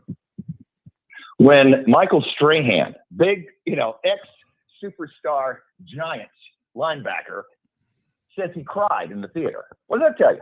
They're going to run the range of emotions, and I have seen some of these reviews. I think primarily you've got, this high action. And yeah, you're right. The story for the first one was kind of wimpy, and kind of ridiculous.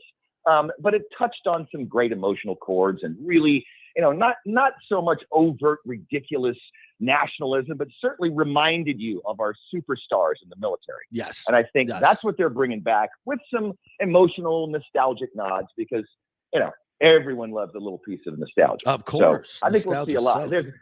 I'll give you one little hint. Jennifer Connelly plays a character that was never seen in the first one, but the character was mentioned. Ooh, a little trivia. A little trivia. Well, we got to answer that. Let me think. It has something to do with Maverick, right? Is a love interest or a past? What is it? Tell me. It was a pass. You're right. He made a pass at the Admiral's daughter, Penny Benjamin. Yes. Oh, so she makes it. So she plays Benjamin. That's right. So she plays the girl that he made a pass at. All right. That we never saw. And then he meets Kelly McGillis, and that's the romance. The romance of the first one. Well, now we're going to see the beginning. So it's a nice little kind of come full circle. Nice. All right. So I'm all down on that. Now you've already seen Obi-Wan. Yes, I got up at 5 a.m. with my little workout and was watching on my iPad. And the first two dropped after midnight last night. So it's going to pack a wallop. It's going to remind you of the incredible acting, I thought, of Ewan McGregor really channeling Alec Guinness's voice and styling it like that. There's a lot of that. You're going to see some old friends and some old enemies. But it starts with a bang, and it really shows you. 10 years after, the prequel series where he leaves the now new Darth Vader in shambles, and the Emperor has to rebuild him, right? And so 10 years later, Obi-Wan's hiding on Tatooine, keeping an ever watchful eye on a young Luke Skywalker. Oh. And then there's another youngin that shows up that I'm not going to tell you who that is yet. I don't want to spoil that. Okay. What did you say? Are you a Star Wars guy? I have seen the. Oh, no, you're not. I saw the first Star Wars, Right, the yeah, 75. What is it? The Empire Strikes Back. No, come on. No. New Hope. It started with number 4. You and I need to talk about that later, but I'm just going to cut you off right there. You need to be indoctrinated into the world of Star Wars, young man. What if I told you I've never seen the first Top Gun? So everything y'all just talked about, no idea. That? How do you not? Well, it's on every day, like somewhere. You've never stopped and watched it, like as you're searching through, like scanning. Oh, this is what everybody talks about. Let me watch it. Never. No. Casey never made you like one night, like no. you got. She's I don't know never what seen to it watch. either. What? No. Well, dare I say that's borderline excusable to not have seen Top it's Gun. not. That's But it's inexcusable to not understand Star Wars because that was a cultural phenomenon. Still is. I watched. So, what was come it? on. Rise of the Skywalker. Was that the last one? Like in 2019? Was it that? Is that with the? I know. I can hear you his. have no idea. Paul's like getting pissed at you. I can hear it. Through Yeah, his voice. if you don't even know the title, I'm not even going to finish the thought. I went to the movie with some friends who were some Star Wars fanatics, and I hate to break it to you, but I fell asleep in the theater. That was the only movie I've ever fallen asleep in the theater for. So there's another show that I missed on Paramount Plus that I really enjoyed called The Mayor of Kingstown. Have you guys seen that? The Mayor of Kingstown? No. Okay, so it's Jeremy Renner. It was created by Taylor Sheridan, who created Yellowstone and 1883. So it's got that kind of vibe, but it's set in contemporary time in Michigan, and it really deals with the prison culture and how Jeremy Renner plays this kind of prison advocate who knows, the Crips, the Bloods, the Skinheads, works them inside and outside to kind of manage things. But he himself, Jeremy Renner's character, kind of inherits that from his older brother. Right. But it starts out with a bang, and the new season should be out sometime next year. But I just caught up with it, and it's really gritty and fun. So if you're looking for some escapism that's kind of gritty and not so Star Wars oriented for your young co-host there, right? Mayor of Kingstown's kind of cool, really cool. All right. What else is coming out this summer? I'm looking at there's a Jurassic. I'm kind of over the Jurassic Park thing. I love the beginning of it, but now every movie kind of seems like the same movie I'm watching again. Okay, here comes the dinosaur going to eat some people. But anyway, I'm up. It could be a little fun. JP, this is the summer of Thor: Love and Thunder. See, he's there. You go. There you go. You're guy. back. Right. Hey, he's back. Thor: Love and Thunder. That's right. That's going to be really fun. Taika Waititi. I mean, he really is going to have fun with it, like he did the last. And Natalie Portman comes back, so that should be a big one. Plus, there's Lightyear. We're going to have kind of a prequel to the Toy Story character Buzz Lightyear, and that's going to be a big one. See, that's where I'm in now. You're in on Toy Story. Story, childhood. Right. I'm all in. I'm kind of interested to see that one, the Buzz Lightyear. Yeah, I could do that one. But what are some of the other ones? Here's one I'm looking at. I've never been a Downton. I don't even know if I'm saying it. Downton Abbey fan. I guess they're doing a movie now. But people love this show. What is this all about? It's kind of it's a period piece kind of set in a part of rural England where you get to see kind of the drama behind those people that supported the very wealthy people. And then their spheres kind of intersect. So you see the handmaids, you see the service staff and all the drama. It was created by the BBC, great producer for the BBC who brought us the movie. And I think the movie kind of really is going to take people back to that era, but it was a phenomenal success for them. Yeah, big time. But definitely not the action part, but that's something that your girlfriend's going to drag you to. So be prepared. Sure. All right. Anything else going on that we need to, there's an Elvis movie coming out June 24th. No, that's the Boz Lerman. That's the Boz Lerman piece. And there was an article the other day where his granddaughter, Elvis's granddaughter, and her grandmother, Priscilla Presley, and her mom decided to watch it together, and they were in tears in the first 5 minutes. So if that gets them, and obviously they had to sanction it in some shape or form, it's supposed to be incredible. And we're going to see the rise of the young Elvis, and then Tom Hanks, who will play Colonel Parker, kind of poaches on his career, and we're going to see that relationship develop. And there's a part of Elvis's early career where they were called the Hayride days. Interestingly, he performed, young kid, performed with Kelly Ring's uncle. Come on. Jim Ed Brown. Yep. Really? I talked to him about that. Jim Ed Brown, who's sadly gone now, was at the State Fair about 8 years ago. And I talked to him about seeing the young Elvis for the first time. There's a great book called The Louisiana Hayride that's really about the rise of that entire category of country music and how this little kid, came out of nowhere. And it was largely due to Colonel Parker's, glomming on to him to create a superstar. And for the most part, I mean, a lot of, they didn't see him yet. And people heard Elvis, and his That's All Right Mama was one of his very first hits. It's not his very first. And they thought, who is this? Who is this sweet little black kid with this beautiful gospel voice? And then they saw him. And so he had multiracial, love from the very beginning, which is also kind of an interesting beginning of a superstar that everyone loved him from the very beginning. That's interesting. So Boz Lerman really does very elegant, stylized movies, and this one I cannot wait for. It should, aside from the fact that Elvis, that he doesn't know who Elvis is. I'm going to reserve my comment on Elvis just because. Okay. I'm going to reserve my comment because you might hang up. You might hang up the phone. Well, the thing about Elvis, and I'm not with him on that. I'm like, I never really understood the Velvet phenomenon.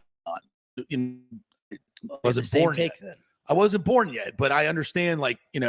I was alive as a kid where when people mentioned Elvis, that people freaked out. I'm like, well, who's this dude? They're talking about Elvis. I mean, my God, is he Jesus or second Jesus? I don't know.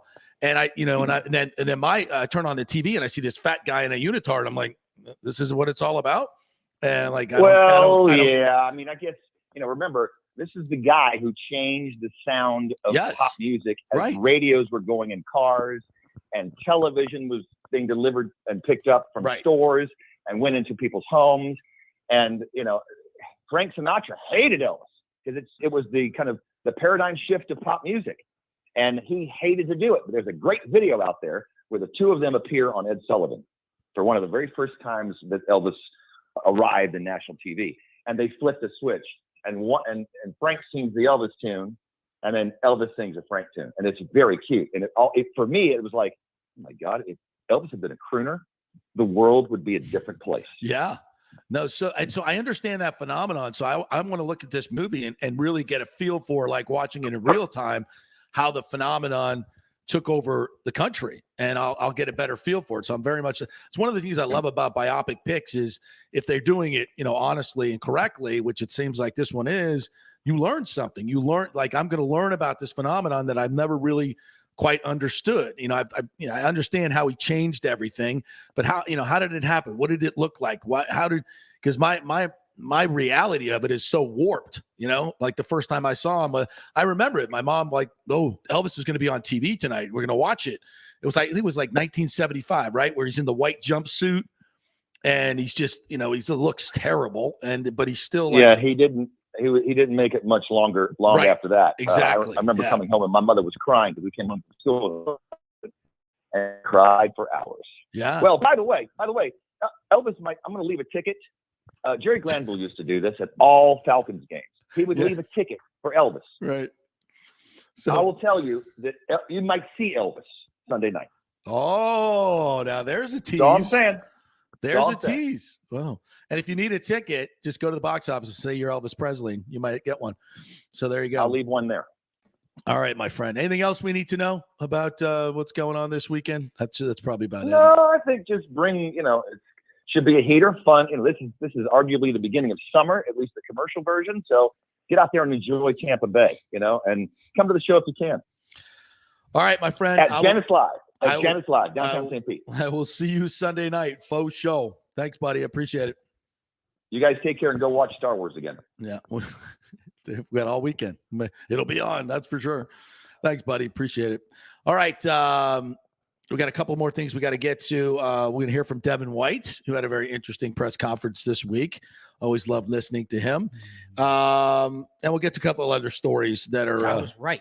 What's that? I was right. Oh, you're right. Well, he totally shut me down after my Star Wars comment, but the rise of Skywalker. It was the rise of the Skywalker. See, look at that. Rotten Tomatoes, 52%. So that was a bad Star Wars film. Yeah. Is that from the critics or from the people? The people it's Rotten Tomatoes. I thought that was the critics, is it not? Well, yeah, they do two scores, right? They give you a critics one. The audience is 86. Yeah, the critics is 52. The tomato meter. That's pretty high, actually, for the critics. 52? I think. Yeah, normally they hate. I'm just saying, every Marvel movie is clear of 80%. I'm just saying. What, from the critics? Yeah, from the critics. They love those movies. No, but I'll listen. I'll give Thor a try. But you got to go back in time because you're going to be so confused. You got to see. That's the other thing. But I'm not investing, a weekend of my life here to go back in time to see what's going on with Thor and his hammer. You need your Disney Plus. That's what you need. They're all on there for your convenience. Okay. There you go. All right. Maybe I'll do that. All right. We will take a break, come back. We'll give you some Devin White. And if we can get the trailer from the Avs Red Wings rivalry thing, we'll throw that in there too as well. Stay with us. Quick break. The world economy is in chaos and mortgage rates are going to go higher in the next few months. Meanwhile, home values are up 24% in some neighborhoods of Tampa Bay. Do not miss this opportunity to refinance your home, get some much needed cash to handle skyrocketing inflation, and fill up your car. Contact Scott Fitzgerald at American Mortgage Services. Even if you've recently refinanced, Scott can make the deal work because he charges no lender fees like the big boys do. He will also shop your loan around to dozens of lenders and get the best rates and terms. Let them compete for your business. The big banks charge huge lending fees. Customer service is simply a phone number with endless wait times. Scott is local and will personally take your call. Here's his cell phone number. Tell him JP said you could call. 813-294-7595. Scott's done over 3,000 loans, including many coaches and athletes. He will answer your calls and concerns and give you workable strategies to be smart with your money. Reduce your payments. It's not just what you make, it's what you keep. 813-294-7595 or email him at scott@amstampa.com. Have you purchased a home in the last 10 years and the stucco is starting to come loose from the upstairs portion? Well, that can cause some serious damage that you can't see until it's too late. Is it becoming an eyesore? Have you contacted the builder and just can't get any relief? That's very common here in Florida. So call the law offices of Christopher Palermo. They can help you. Call 813-221-5636. That's 813-221-5636. He's recovered millions for his clients. The law offices of Christopher Palermo at PalermoPA.com. The health professionals at Bay Area Modern Medical Center want you to know it's time to commit to a new healthy lifestyle. It's literally a matter of life and death. 42% of Americans are considered obese, and being obese made you 3 times more likely to be hospitalized by COVID. So getting in shape is not just about looking better, it's about living much longer. At Bay Area Modern Medical Center, they take a very different approach to primary care. It's personalized, preventative medicine. Christopher Lugo and his experienced staff are proactive in looking at your issues before they become a problem, encouraging a healthy lifestyle with proper diet, supplements, and exercise to optimize your active lifestyle. building up your immune system, not destroying it with poor nutrition and bad habits. So call for an appointment, maybe change your primary care, and get on a journey back to full health and a happy life. Call 844-977-3477 or go to BAMMC.com. Tell them JP sent you for priority scheduling. 844-977-3477 or go to BAMMC.com. Ladies and gentlemen, let's rock. This is FanStream Sports with JP. All right, welcome back. JP Peterson Show on this Friday before Memorial Day weekend. You just watched the trailer to the Avs Red Wings rivalry coming up. Was it everything I sold it to be? Yeah. Did you retweet it? Yeah, I'm retweeting that now. I don't think it works audio-wise. You have to go watch it. Yeah, I mean, the Sopranos music. So good. And the ending there with Vladimir Konstantinov. Oh, you got to stay to the end of the trailer. You got to stay to the end. You got to stay to the end of the trailer. Wow. That is, I swear to you, that's one of the best trailers I think I've ever seen. Well, like I would done. never be like interested in watching that. Like if there's one on the Avs Red Wings rivalry, I'm like, oh, I remember that. That was whatever. You watch that trailer and you're like, okay, when? What? Like when? Give me the popcorn. Yeah, like right now. Well done, ESPN, on that. They always just hit it out of the park with their 30 for 30 E60s. I could watch those all day. Yep. They don't have many hockey ones, so this one's exciting. And my goodness, if you don't know the rivalry, there is nothing like that in hockey anymore. And what I just saw in that in that little 2-minute clip. No.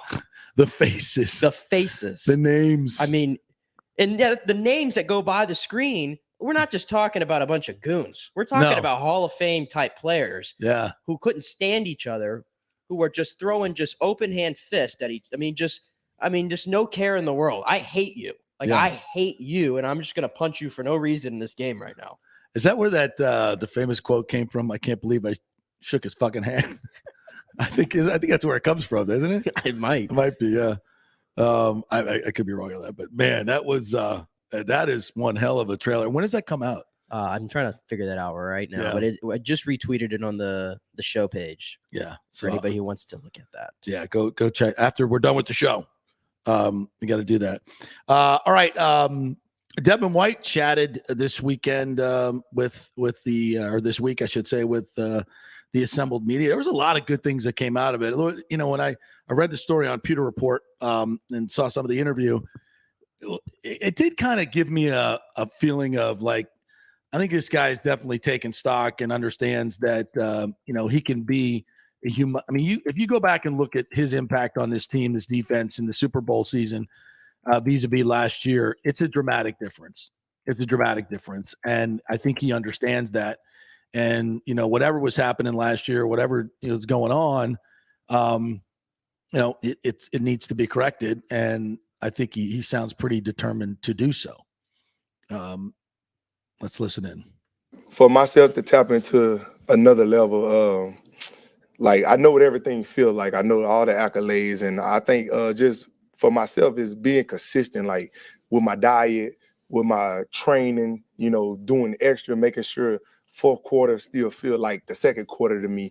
I think as a young player, you kind of slack off in some of those areas because you're young. You could just go out there and run. Like, I think I got to be more consistent on just myself and do what's best for me. And I got to put those things in order to know what's best for me. And that's more so, asking each individual, like my coach, what you think? Where you think I need to play at? This where I need to be? Or stay there? Like, tell myself to stay there. Don't go get Chick-fil-A on Monday because I had a good game Sunday. Like, I got to be more consistent in those fine-tuned areas. And like you said, just keep getting in the film.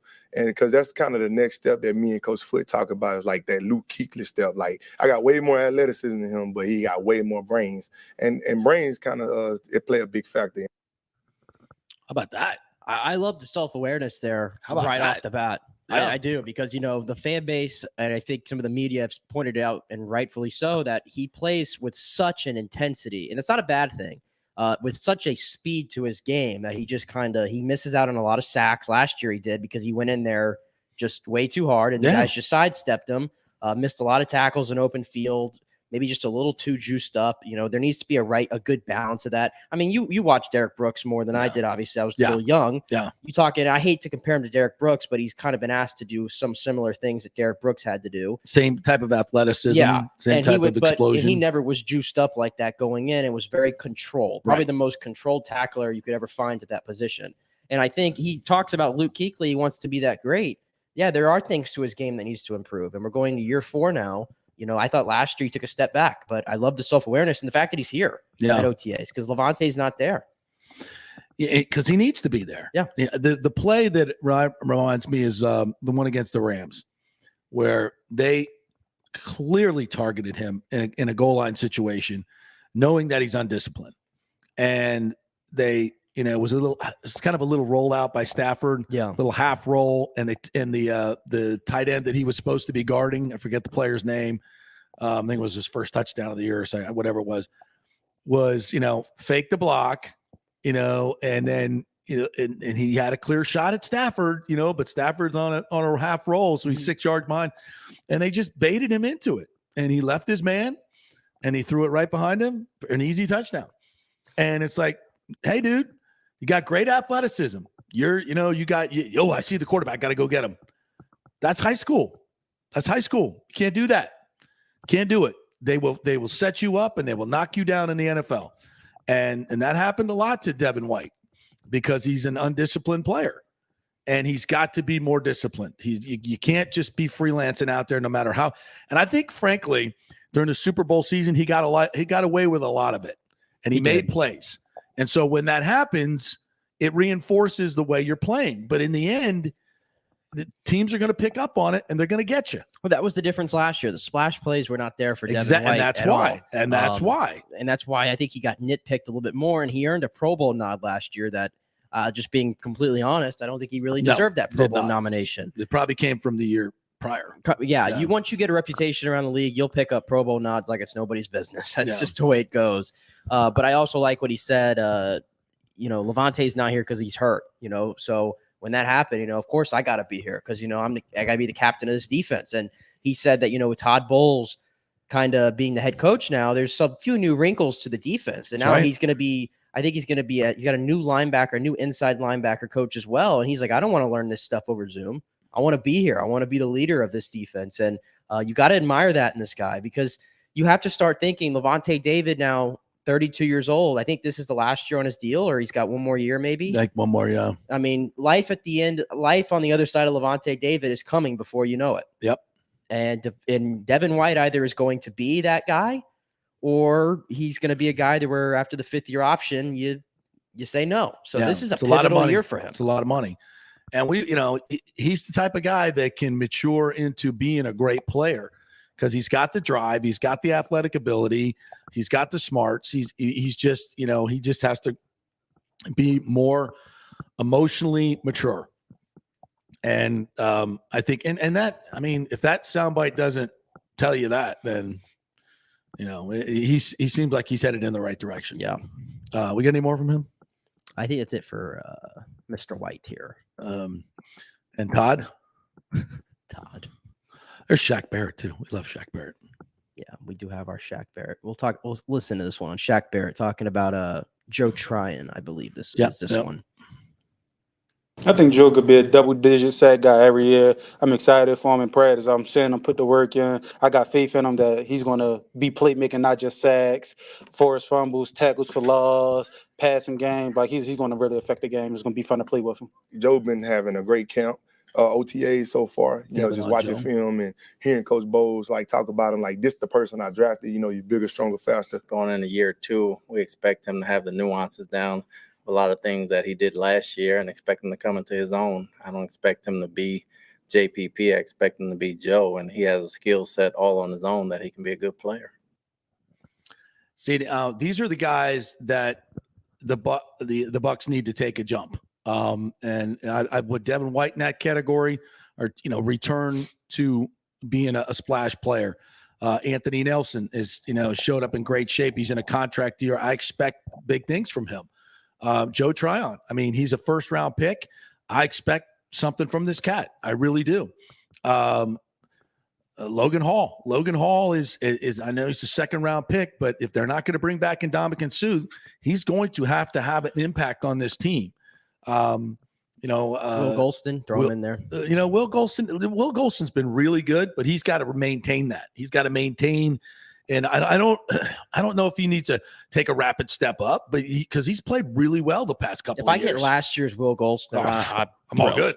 Yeah, all good. And then we haven't even talked about the secondary. And I'm very interested to see what Logan Ryan can do, what Keanu Neal can do. I think those are two really important additions. And Sean Murphy Bunting is in a contract year, if I'm not mistaken. Him and Jamel Dean. So those guys, I mean, they can look at CD3 and go, damn, if I have a good year, I can make a whole lot of money, if not here, someplace else.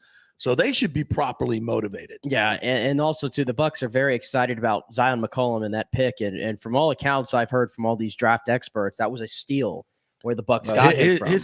When I started reading about his measurables, I was like, Jesus. This is like once in a lifetime type measurable stuff that he has. So he clearly has that. From what I heard, I was listening to Scott Reynolds and those guys from the Pewter Report that he's getting worked over a little bit in camp right now, but it's expected because, Sam Houston State straight to one of the best teams in the year. You have all these great receivers that he's having to cover. So he's going to take his lumps, but very excited about him. But they need that competition back there because I think Sean Murphy Bunting had his worst season so far last year. Bucs probably are not thrilled with him right now, but in a contract year, he needs that motivation to be better. I would agree with that 100%. Do we have the Shaq Mason? See if you can give me a little Shaq Mason. That's because I think this is Shaq is a guy that, and I said this yesterday, and I know he shared some stuff in his press conference about really being a part of the glue on this offensive line. And I think it was Dan Orlovsky. One of the most ignorant comments I think I've heard is that talking about this Bucs offensive line is going to be so much worse than it was last year. I'm like, what the hell are you talking about? Does he not know that the two tackles are back, the center's back, and you've replaced your All-Pro guard or your Pro Bowl guard, Ali Marpet, with another Pro Bowl guard, and you've got a couple of guys waiting in the wings that have played pretty damn well at the guard position as well. I want to say no drop off, but I don't see a dramatic drop off at all. And this team actually could be better running the football than they were last year. And I know Brady's talked about that. He wants to run the football more and be more effective running the football. And they need to be. They can't. I think that's one of the big problems last year is they threw the ball too much. You got to be more balanced. It helps your defense. It helps every part of your game. It helps you win football games. If I'm paying Leonard Fournette, what, $7 million $7 million a year? Yeah. Again, for what he gives you, I think the running game, they need to run it much more. Use him more effectively. Rashad White's in here, who by all accounts has been great so far in camp. Yeah. Good, so big surprise. Very excited to see him as well. I guess I want to get to this story. This is another heartbreaker for me. And I don't know if many of you know, you probably will see his face in the next, couple days. His name is Rick Naif, and he is, if you've been in Tampa Bay sports, you know who Rick Naif is. He's been a sports market executive for a long time, most recently with the Rays, a long time with the Bucs, part of this Tampa Sports Authority, director of operations at Tampa Stadium and Raymond James Stadium. He joined the Rays in '96 as a vice president there. He has passed away, and I can just tell you about Rick Naif. Rick Naif, anytime you saw Rick Naif, he had a big ass smile on his face and was going to say something fun, or he's just one of those people that you just cannot be around and not love with all of your heart. He's just as good as you can possibly imagine a human being. And he passed away yesterday, I believe it was. So he is survived by his wife, Dana, his children, Travis, Parker, and Katie. I believe it was Katie just recently was married. Saw some great pictures of him at the wedding. man, he was 70 years old, and this is a tearjerker for me. I was always fun to see Rick, and always had some fun things to say, and he will be so sorely missed in this area. But one of those guys, though, he got all of it. He got every bit of life, and really, really enjoyed himself, and left nothing on the table. So in that way, we will celebrate your life, Rick Nave, and in the coming days. And a lot of us will get together and remember some of the great memories and some of the things that you were able to bring to. And by the way, instrumental in bringing, the Super Bowl, World Series, Final Four, all these things to this area. One of those people behind the scenes in sports that just kind of made everything happen. So may you rest in peace, Rick Nave. You were one of a kind, brother, one of a kind, and just the best of the best. And kind of brings to a close what has been a very, very tragic and sad week. And we go into Memorial Day weekend, which is, a lot about racing, and we'll all go out and enjoy, some family time, hopefully hug your loved ones and cherish them, because as we've learned this week, it can all change in a New York minute. So we'll close on some positivity and just say that, this world's full of a lot of shit right now. It's just, it's fucking awful, but you got to stay positive. You got to stay positive and relish in the loved ones that are here and enjoy them this weekend. Go out and have some fun, enjoy your sports. But keep in mind the reason for Memorial Day as well is the ones that have fallen and that protect us. So have a great weekend, everybody. Go Rays this weekend against the Yankees, and we'll be off on Monday for the holiday, so we'll be back on Tuesday getting ready for the Eastern Conference Finals. We'll know who the Lightning are playing and when they're playing, and we'll have that for you. So have a great weekend, everybody. God bless.